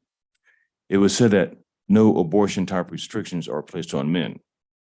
Well, this is untrue, as men are the only people subject to the military draft, which results in PTSD, being wounded, maimed, or killed. Pregnancy produces life. And to prevent a baby from being killed is what the legislature is supposed to be doing. I mean, seriously, later on, when will bald people be determined not to be human, and then we just need to be gotten rid of, okay? Because we have a defect. There's no hair up there. So babies are living human beings. Fetus is the Latin word for baby, and it's not an inanimate object. So the Wyoming way is to protect life. And I would have to say in closing that not only do I support this bill, but I think it's just not a woman's issue. It is a men's issue. Men, if we would be a lot more responsible and only have sex with women that we marry, and then make sure that we are 110%, 100% dedicated to that life which we are producing, then perhaps we wouldn't have perhaps this issue in front of us. Thank you. Moni, any questions? Okay, appreciate your testimony. And we got a couple minutes left on folks in support of the bill. And then we'll move further. Okay, good morning. Good morning, Mr. Chair, and thank you. My name is Jessie Rubino. I'm here in my personal capacity this morning as a pro-life woman. I thought it would be helpful to offer the perspective of a young pro-life woman who's also carrying her very first baby. I just wanted to say very quickly that as a woman, I find the frequently parroted idea very insulting that a woman needs a chemical abortion in order to succeed in America. I find it to be disgusting to think that a woman can solve a perceived problem by taking a couple of pills and flushing a baby down the toilet. I know that that's crass, but that is what these pills do. I am grateful for the explanation given by Representative Penn that these chemicals, the first one essentially kills the baby, the second forces the baby to be expelled. And these pills are dangerous. It's barbaric to expect a woman to experiencing mental health issues or struggles. It's insulting to think that she should do this on her own in her bathroom with no medical supervision. Frequently, we've heard since the 70s, since Roe versus Wade was passed by the Supreme Court, we've heard that abortion should be safe, legal, and rare. These pills create anything but a safe, legal, and rare abortion. And so just as a pro-life young woman, I just like to say that I fully support this bill, and I hope that you guys all pass it. So thank you. Okay, thank you for your testimony. Congratulations. Any questions, Ms. Rubino? Okay, now this alarm's going to go off, so I'm going to turn it off. Okay, we're going to switch now to folks who traveled here today that want to testify against this bill. Okay, so go ahead and fill those seats. And I'll start the timer. And appreciate you being here today. Appreciate all of you. Okay, good morning. Introduce yourself. Who you represent? Good morning, Chairman Harshman and committee. My name is Jacques Beveridge. I am a doctor, an OBGYN practicing here in Cheyenne. I'm a Wyoming native, born just down the street, practiced my entire career here. I have delivered thousands of babies in Wyoming who much and just like me carry a Wyoming birth certificate, and I'm super proud of that. I'm actually here though to speak in opposition to Senate File 109, despite my own personal beliefs, but in its current language, there's a problem. And I'm here to talk about the one medication, misoprostol, or the brand name Cytotec. And I specifically want to address the medicine around that. So to clarify, and we've heard some folks talk about chemical abortions, but when chemical abortions are done, a physician that chooses to prescribe the first medicine, and unfortunately all these medicines sound the same and look kind of the same on paper. So the mifepristone is given, and it's been described as killing the pregnancy, which it does. It blocks the progesterone support of that pregnancy, essentially killing the pregnancy. Then a medicine, the misoprostol or Cytotec, the brand name, is given to soften the cervix, open the cervix, and cause contraction of the uterus to then expel the pregnancy. I've never in my career prescribed the first medication. I don't do that. The second medicine, though, I use all the time for many other things. And that's what I want to talk about. The inclusion of misoprostol in this bill is a problem because it's going to become unavailable. And although this bill specifically only names abortion as the crime that will be punished, misoprostol is included in the bill and is going to become unavailable as pharmacies across the state then don't supply it any longer. Pharmacists, pharmacies, hospitals, their administration, et cetera, are not going to want to provide this medicine for fear of being accused or prosecuting or defending cases for a medicine they distributed, but then they have no say or no control over how that medicine is used once it leaves their pharmacy. So what do we use this medicine for? How else do I use it? We use it for the treatment of normal miscarriages. That is clarified in the bill. But a number of other ways. We use it for postpartum hemorrhage. So a woman has a baby, she's bleeding, we can't get it stopped. This is a medicine we use all the time to save this woman's life or save her uterus or save her from going to surgery. We use it to ripen the cervix, to get the cervix to soften, to induce their labor when a cervix is closed and not ready for labor. I told you it softens and opens the cervix. That's why we use it at the end of pregnancy. And just last week on call, I induced 2 patients, had severe range blood pressures. Their cervix was closed. This was the medicine I had at my disposal. They got it all night, overnight, multiple doses, and delivered the next day. But if my pharmacy now says, I'm not going to provide this to you, we now have a problem. If this bill becomes law, causing the unavailability of misoprostol or Cytotec, without a doubt, it's going to lead to unnecessary blood transfusions, surgeries, anesthesia, unnecessary procedures, potentially hysterectomies, DNCs, and cesarean sections, because we can no longer induce labor the way we want and to ripen the cervix. I have 4 alternative language ideas or amendments that I might throw out there for your consideration today. Number 1 is a simple do not pass for the reasons I've mentioned, and the way the language is written in this bill, that's the number 1. Number 2, you can remove misoprostol from this list of 4. And as one other person that testified said, really the other 3 medicines, they're all the same medicine. But the problem also then is if you remove misoprostol from the list, one of the amendments that has been made includes then a general description of other medicines that are similar.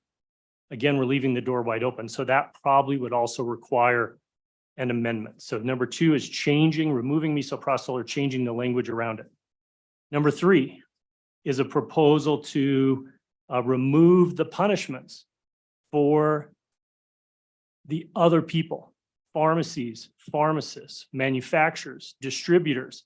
The way the language is written, the transfer or use, to me, that almost opens it up to the UPS driver who carries it from the manufacturer to the hospital or to the pharmacy. If you know, so number 3, removing those individuals from who can be prosecuted.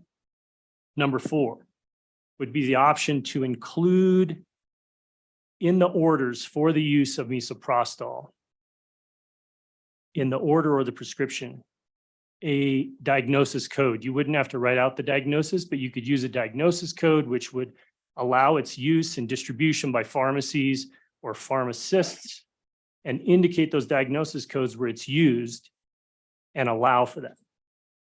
This medicine is used every day in our practice of OBGYN throughout the state and throughout hospitals in ways that benefit women's health, in ways that preserve their fertility, preserve their blood from bleeding and postpartum hemorrhage, preventing C-sections, and potentially even preserving their life. It's an important medicine, and the way it's included in this bill is an issue, and it's going to become unavailable is what I'm concerned about.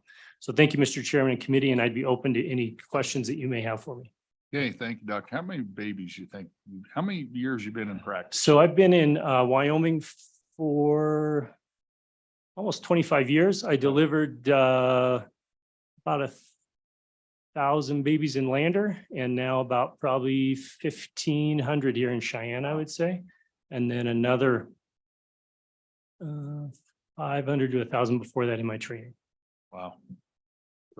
Okay, thank you. Okay, we have a question. Representative Oakley. Thank you, Mr. Chairman. Thank you, Doctor. So I'm trying to work on an amendment that I think would work for your concerns. So I know you probably don't have the bill in front of you, but so I'll just read it. There's a section that says, or maybe you do. So on page 2, line 8, it says the prohibition in subsection A shall not apply to.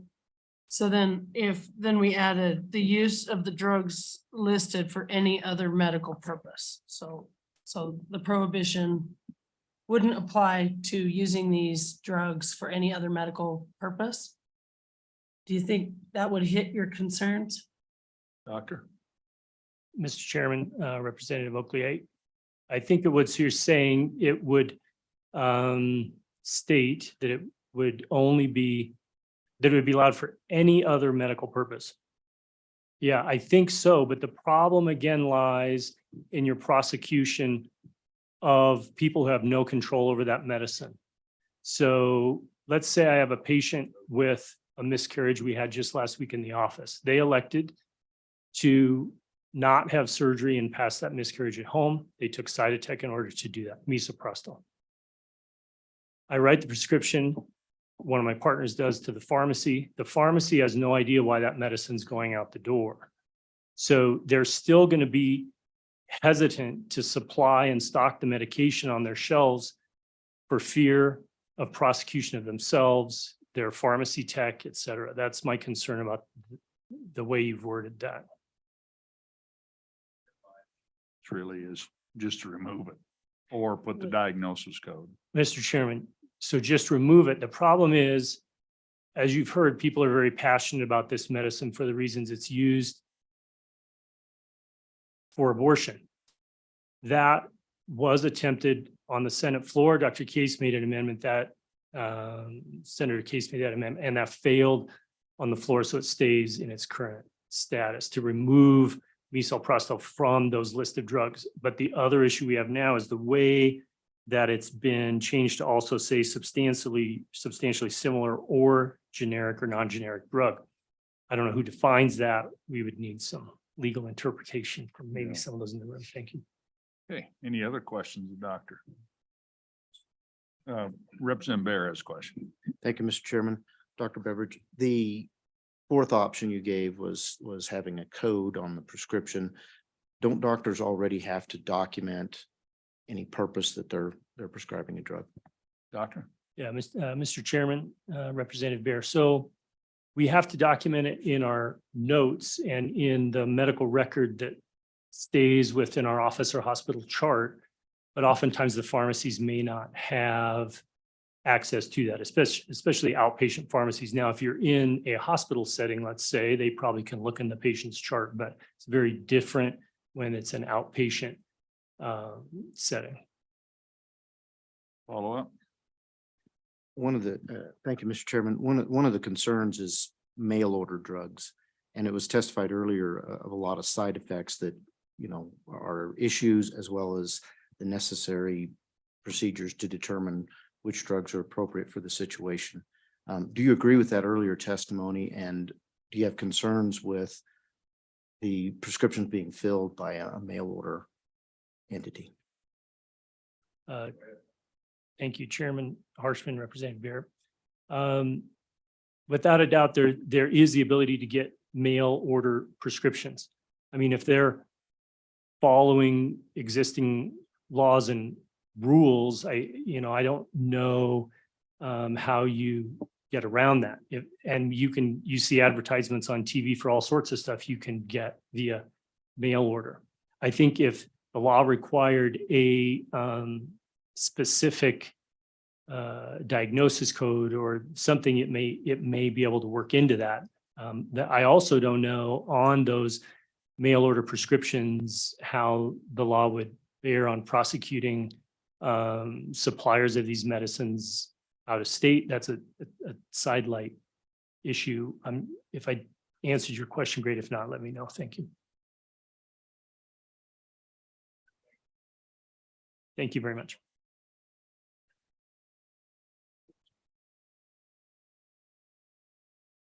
Good morning, Chairman Harshman, committee members. My name's Tara Muir. I'm the Public Policy Director with the Wyoming Coalition Against Domestic Violence and Sexual Assault. I work on behalf of survivors of these crimes, as well as our network of crisis programs and shelters across the state. Programs talk to survivors every day. We're opposed to this bill and we ask that you vote no. Creating exceptions to chemical abortions in this bill for survivors of incest and rape, I'm sure we're well-meaning, but are worthless for survivors, as the exceptions are always unworkable. Takes our eye off of the real focus. Abortion bans like these are extreme, inhumane, and hurt everyone. It also fuels a perception that people in some circumstances are more deserving of an abortion than others, or the baby is less deserving of life. I hope you'll allow, and we have time, for a pro-life survivor of rape to testify via Zoom this morning. Her story will surprise you. This exception is too vague and doesn't outline at all the hoops a survivor has to jump through to prove incest or rape. And I understand a very similar and vague exception is already under litigation with a bill passed last year. We know most rape and incest survivors don't report to police because it's traumatizing, because they mistrust law enforcement, or because it puts them at risk of retaliation from their perpetrator. If an exception doesn't require a police report, it has its own pitfalls, placing healthcare providers in a difficult position of having to potentially prove the assault to meet the requirements of the exception. We know well in our programs across the state, the loss we see of survivors, that loss of power control over one's own body, one's most intimate self. That is the heart of why sexual and domestic violence happens. To get pregnant on top of that, it's devastating. Perpetrators use birth control, use abortion to control their victims as well. There's another person on Zoom that could go in a lot more detail on the legal issues that we have with this bill. A woman can still be prosecuted for this chemical abortion under our own statute 35-6-111.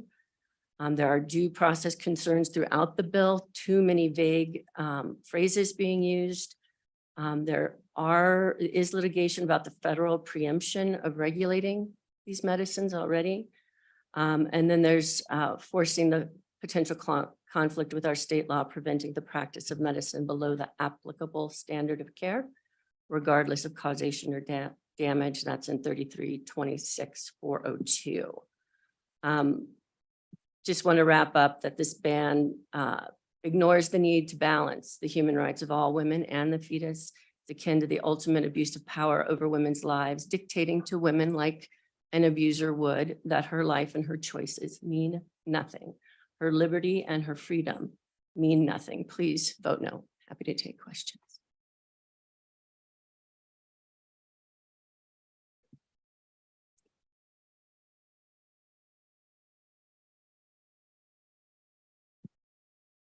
All right. Hi, everyone. Good morning, Mr. Chairman and representatives. My name is Dr. Melissa Dozier. I am a recent WAMI graduate in OBGYN and have returned to Cheyenne and then joined Dr. Hinkle and Dr. Beveridge at Cheyenne Women's Clinic. I am here to urge you to amend the bill as similarly to Dr. Beveridge mentioned.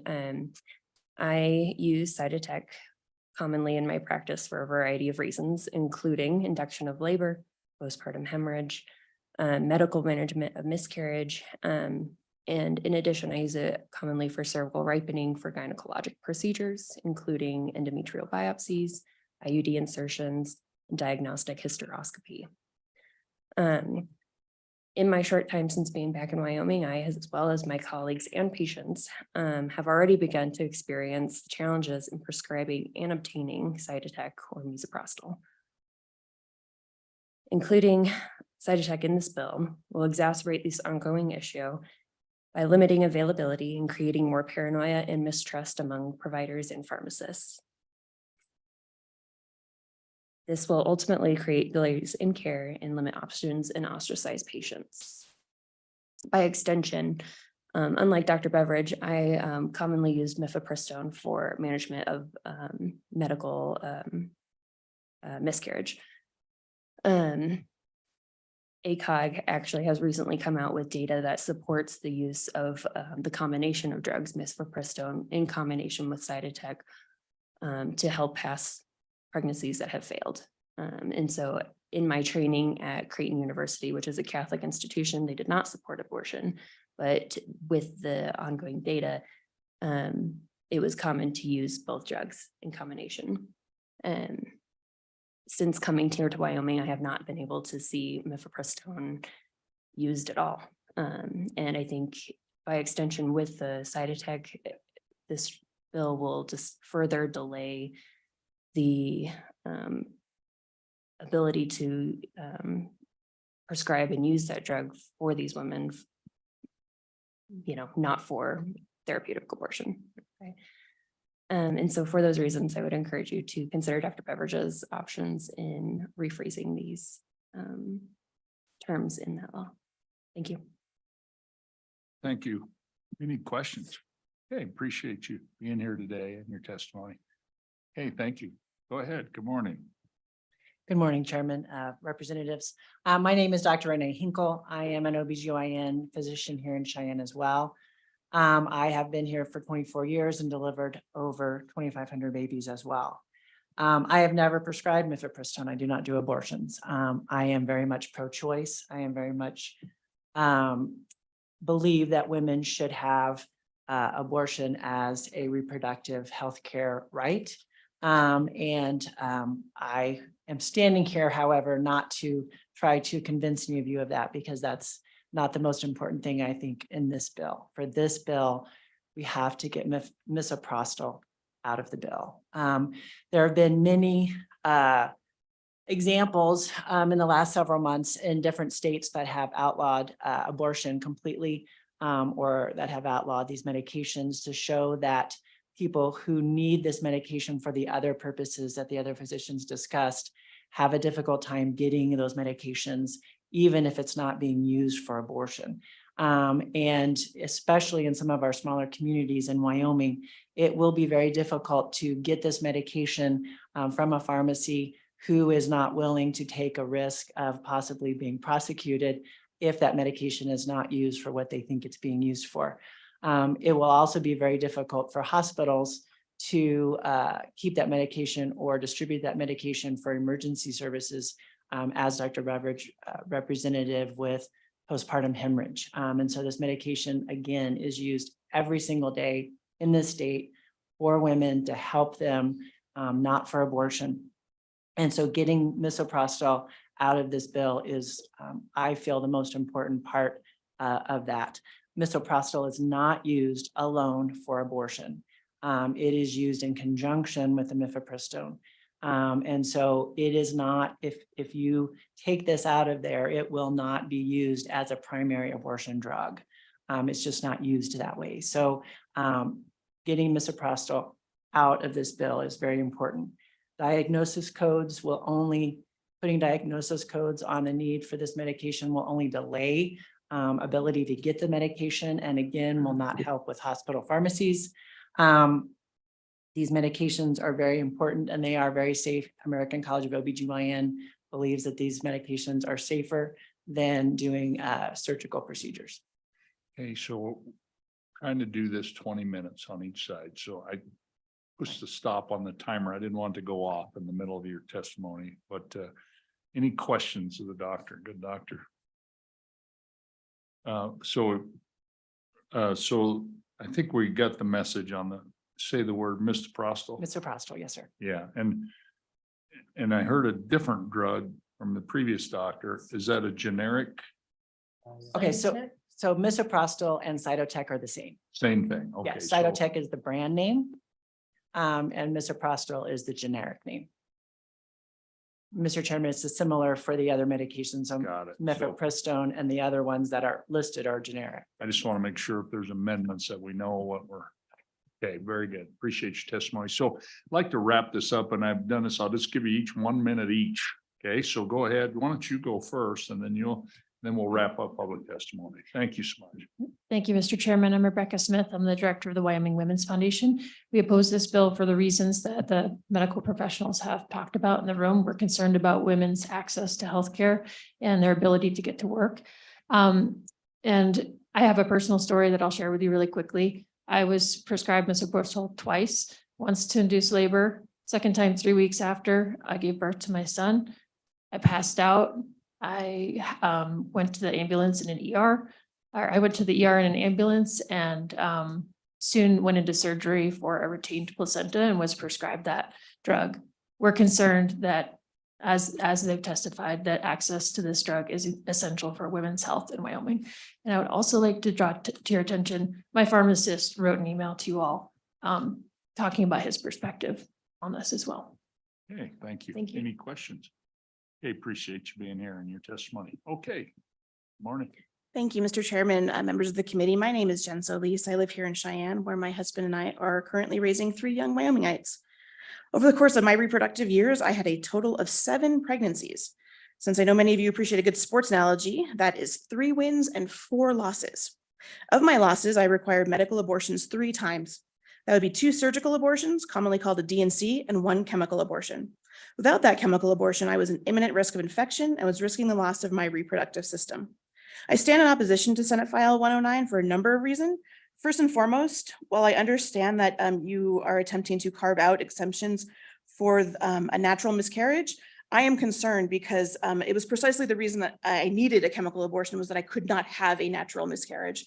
I, in fact, opted to have a natural miscarriage upon learning that this particular pregnancy had failed. And I waited 4 weeks for that natural miscarriage to happen. It did not. I was going into the danger zone of risking infection and possibly losing my reproductive system and possibly even my life. The chemical abortion was the only choice I had. So while I appreciate that you're trying to carve out exemptions for women in that particular situation, I feel like this language is far too vague. Next, I share the same concerns as the medical professionals about the pharmacists. And I stand before you as with an example of that in obtaining my medication. This is 12 years ago here in Wyoming. I was met with an extremely hostile pharmacist who made me feel a shame that sticks with me today about needing that medication. He did not care why I needed it. It sticks with me. I share the concern that if these drugs are outlawed, that pharmacists will simply use it as an excuse to not provide that medication for patients, and women in my particular situation will suffer. Finally, while I worry most for women who experiencing losses like I did, I have to simply state here that no matter the circumstances, women of Wyoming are fully capable of making their own reproductive healthcare choices free from government oversight. If one believes that life begins at conception, that's wonderful, but that is a belief. I have experienced pregnancy 7 times and endured the loss of pregnancy 4. I do not believe that life begins at conception because my actual lived experience has shown me otherwise. When I was going through a loss, it was a medical issue that needed to be dealt with.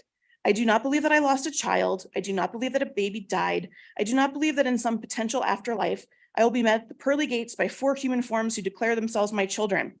I do not believe I have 4 angels hovering over me. That is not to say that someone else could believe those things. I'm not going to say that they're wrong. It's simply to say that that is their belief. I respect it, I honor it, and I have grieved alongside and supported those who believe that way. But it is not a universal belief. I sit before you as evidence of that with the experience to back it up. I would never in a million years expect my government to legislate my beliefs over anyone else because those beliefs are mine alone, as endowed to me by my creator and promised to me in our First Amendment. Mr. Chairman and members of the committee, the Wyoming women are capable of handling their own medical decisions, and our state constitution guarantees us the right to do so. This legislation is unnecessary and will cause undue harm to many, whether or not that is the intent of the sponsors. That's it. Thank you. Any questions? And I don't want to, we're just running up against. Nope, I get it. And I really appreciate your testimony and sharing your story with us. And I appreciate you hearing it. Thank you. Thank you. Okay, we're going to close public testimony now. Appreciate everybody, appreciate all your testimony. So with that, members, we have Senate File 109. What's your pleasure? Okay, the bill's been moved by Representative Bear, seconded by Representative Locke. Okay. Let's work the bill. Page 1, we're going to page 2. Any amendments on page 2? Yeah. Page, you have an amendment. Okay, Representative Oakley. Thank you, Mr. Chairman. So I've been obviously listening to testimony, trying to get this tighter so we hit what we're trying to hit and not UPS drivers, things like that. So I think there's some words to take out of the lists and verbs. So I would say page 2, lines 3 and 4, strike, manufacture, distribute, line 4, strike out, transfer. So that leaves, notwithstanding any other provision, no person shall prescribe, dispense, sell, or use the abortion drugs for the purpose of performing an abortion. Is there a second? Okay, it's been seconded. Discussion.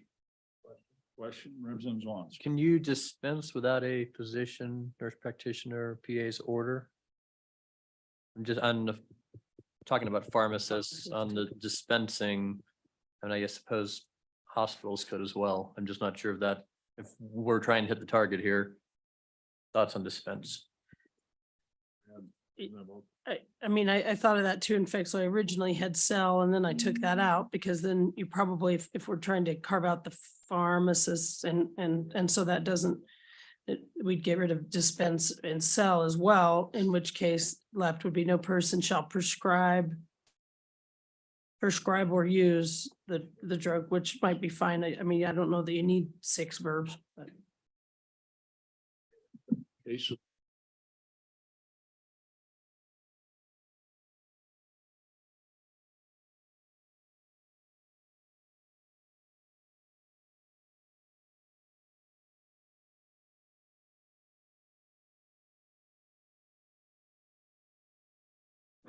Byron?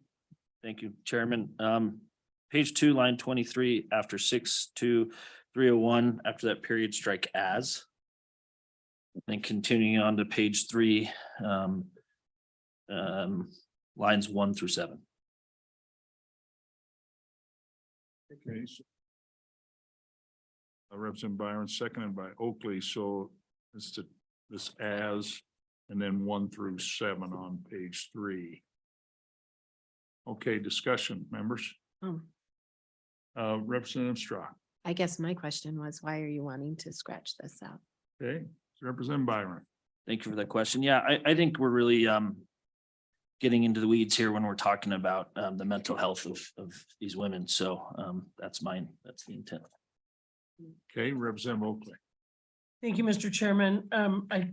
I think I agree with that. And also, I mean, it says according to appropriate medical judgment, and that's that all of that, we know that mental health is included in that. So all of that is left properly, I think, in the realm of the medical community. Okay, you're saying on line 21 really covers that part that you're proposing to delete, the appropriate medical judgment. Right, I think that's the proper Okay. discretion, yes. Okay, Representative Bear. Thank you, Mr. Chairman. I don't want to put out an accusation, but this is a very heated and charged issue. And we have had statements in the news from doctors on a certain side of this issue that are willing to usurp the law if there's an opportunity. And I think that this amendment will give that opportunity. So on and against the amendment. Okay, further discussion. Seeing none. Let me just I have a question, when you're trying to, as I mentioned earlier, when the sponsors of the bill were, as I read this, that was a question I had, but so I don't know, we're trying to thread the needle on this and because, the psychological, emotional conditions are real.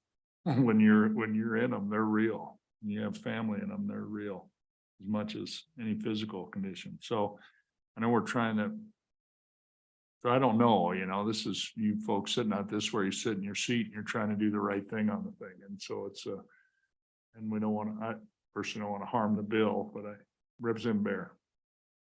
Thank you, Mr. Chairman. I really would like to address that comment because I too agree that it is real and these conditions are real. But to allow that to lead to the destruction of a life, I think is what the policy is that we're trying to set as a state here, is that you should not allow that real condition to lead to the destruction of a life. And I think that's what this bill does. And Yeah, fair enough. Okay, Representative Store. Thank you, Mr. Chairman. Just to argue, state that Representative Bear's contention of the loss of a life is a conjecture. It is not based on scientific data. It is a belief, as we heard just recently. And I really do think if we're going to stand behind the idea that we're going to trust our doctors to use their appropriate medical judgment, then we should let them do that. And that includes addressing mental issues as well as physical issues. So on and for the amendment. Thank you. Thank you, Chairman Harshman. I guess back to if it's a life, I actually have a grandchild that was headed could have been aborted. My daughter worked at the hospital and they came in, we're gonna, the girl, no, it is on this amendment. We brought up it's a life. This girl felt like that was her only option. And she did have, it could have been a mental. My daughter said there's others options. There's adoption. We now have one mom that can't have children and now as a mother, this mother, it honestly was a huge mental thing, but she saved that. So it is a life. I'm sorry, that wasn't a life. It's a big life. It's living. He's living. So my point is she was very mental because she felt like that was her only option. And I guess my thing is we're doing life and we are also I think So, the thank you. question, thank you. And I just think that question is that quote on line 1, imminent peril. And I don't know, I'm asking members of the committee, is that defined? I mean, I don't know. And I don't want to get down the weeds, but that's what we do when you put Representative Oakley. Thank you, Mr. Chairman. Just my thoughts on that. Sometimes I think when we're doing this legislative thing here, we think we have to define everything. And I think that goes along with also talking about appropriate medical judgment. Imminent peril is left to the discretion of doctors. Right? I mean, we can't just necessarily find the words that are perfect Yeah. for it, and we don't need to try, I would suggest. Fair enough. Further discussion on the amendment? Okay, just to repeat, that would be A on 2 and then lines 1 through 7. All those in favor, please say aye. Opposed? No. Chairs in doubt. All those in favor, raise your hand.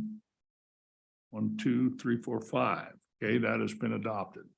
Okay, any more amendments on page 2? Representative Oakley. Thank you, Mr. Chair. So we just struck that, but if it were there, page 3, line 8, adding subsection 4 and saying the use of the drugs listed in 35-6-101-12 for any other medical purposes. And as I mentioned earlier, you have to refer back to, this would be 4 under subsection B, which says the prohibition shall not apply to, and then this would be the use of the drugs listed in there for any other medical purposes. So you refer to 12 on page 4. Okay. Okay, is there a second?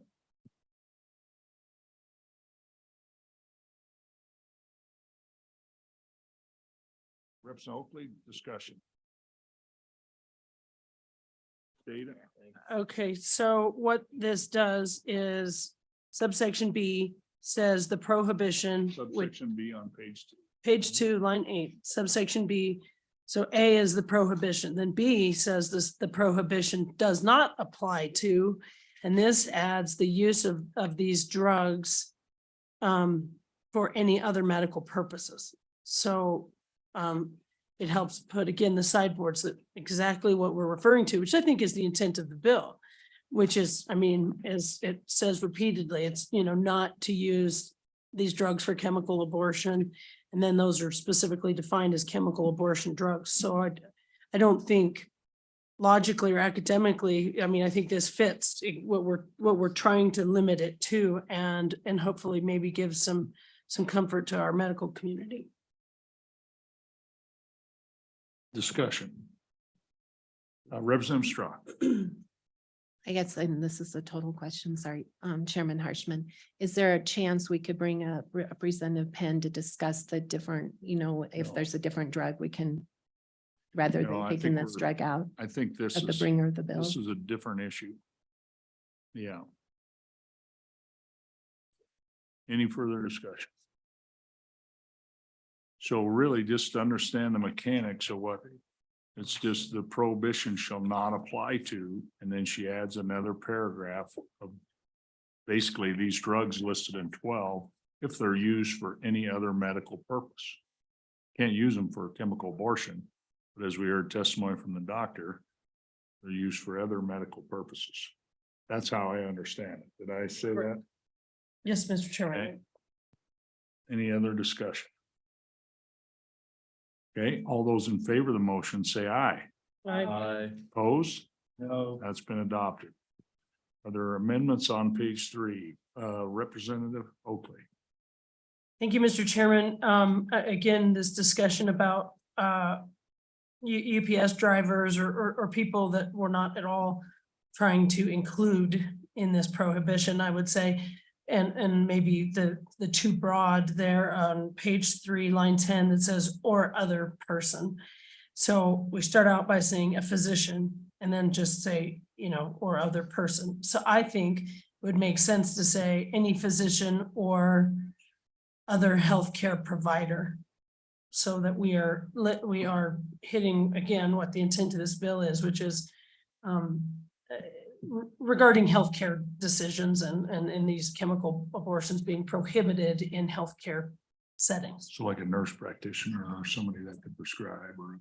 Right, and then That's- so I don't know if healthcare provider hits that, that's where Okay, they came up with. we're gonna need a second if we're gonna. I'll discuss. second if she makes it or physician assistant or nurse practitioner, which is what we use in other, instead of healthcare provider, we usually been saying physician assistant or nurse practitioner. So I think that's a friendly amendment as far as keeping language consistent. Thank you, Representative. Okay, so just repeat then, it's after physician. I'll have Representative Swan to repeat. Okay, go ahead. Just say any physician assistant or nurse practitioner who violates subsection A. Okay, so and then you delete the other person, actually say that's a PA or, okay. Okay, any discussion? Go ahead, Representative Bear. Thank you, Mr. Chairman. We heard testimony that these drugs are now being used for purposes similar to date rape drugs. So I'm wondering if we put these specifics in here, unless the perpetrator is a physician or a physician's assistant, are we excluding them from prosecution? You want to answer that, Representative Oakley? Yeah, my thoughts on that are that's a different crime.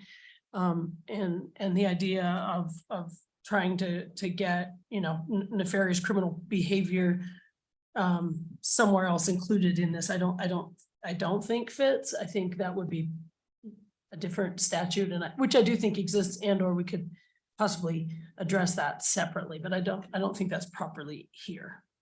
That's my thought on that. Okay, further discussion? Okay, on the motion, all those in favor say aye. Opposed? No. Motion's been adopted. Okay, any other amendments on page 2? Representative Byron. Page 3, yep, page 3, 13, and maybe there's some bringers of the bill up on the committee today. I would propose we amend line 13 to $750 to make it conforming to the crime, but I just would open that for discussion to figure out why there's a $9,000 fine in there. Discussion, we have the prosecutor here, maybe can. Well, I don't know. I can say I've never seen that. First of all, 9,000 seems rather random, but typically, and maybe some other people can answer this, but I would say in a vast majority, it's a 6 month, 750 is kind of what we say. That is typical punishment for a 6 month misdemeanor, but I can't say why it was written as 9,000. Yeah, I moved to amend it to 750.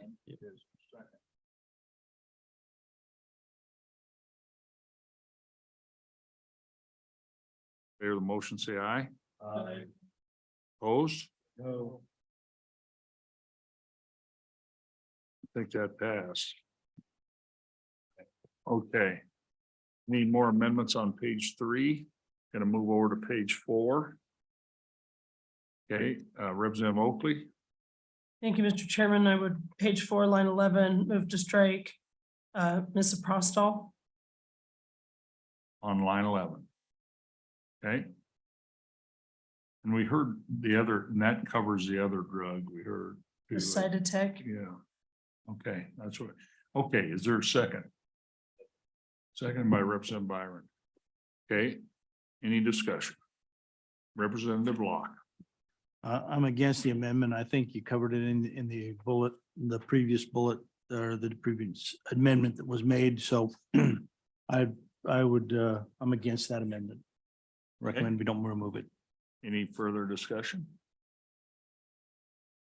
Okay, we're on the amendment on page 11. All those in favor say aye. Aye. Opposed? That's been adopted. Okay, Question? okay, further amendments. Okay, question on the bill. Senate File 109 as Sorry, Mr. amended. Chairman. I had one more amendment. You have an amendment? Yes. Okay. what Back on page? page 3, line 18, after the word section, delete the period and insert or under WS 35-6-111. That's the part of the statute that says that we fear that a woman could be prosecuted under for someone other than a physician performing an abortion. Who's gonna look that? Can you- 35-6-111. Okay, we're gonna just, is there a second? I don't know. We're gonna pause for a minute. We pull that statute up. It's a very short statute. 101 and which number? It's 111, 111. 35-6-111. 35-6-111, Oh, 11. not 101, 111. Yeah, no. 35-6. Not that we don't trust. Oh. It is the penalty for person other than physician to perform abortion. I believe that in the case of, sorry, Mr. Chairman. Okay. Just one pause for a sec. Okay. Is there a second for discussion? Seconded Oakley for discussion. Representative Storer. Thank you, Mr. Chairman. I just worry that in the case of if it is personally administered, that could be considered being guilty under the statute. I just think if we're going to be clear about the woman not being held liable, then we should make that clearer.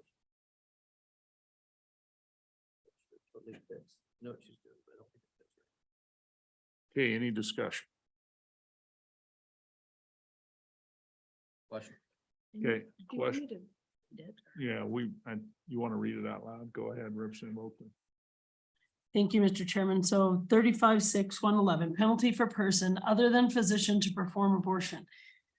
To one sentence, any person other than a licensed physician who performs an abortion is guilty of a felony punishable by imprisonment in the penitentiary for not less than 1 year nor more than 14 years. Okay. Any further discussion on the amendment? Okay. Discussion, Representative Lawrence. Right now, the wording says a woman upon whom an abortion is performed or attempted. So I think I understand her point that if it's self-inflicted, that language isn't covered in D. And so I'm not sure this is exactly the right statutory site, but I understand what she's trying to do, so maybe we could give LSO some latitude to ensure the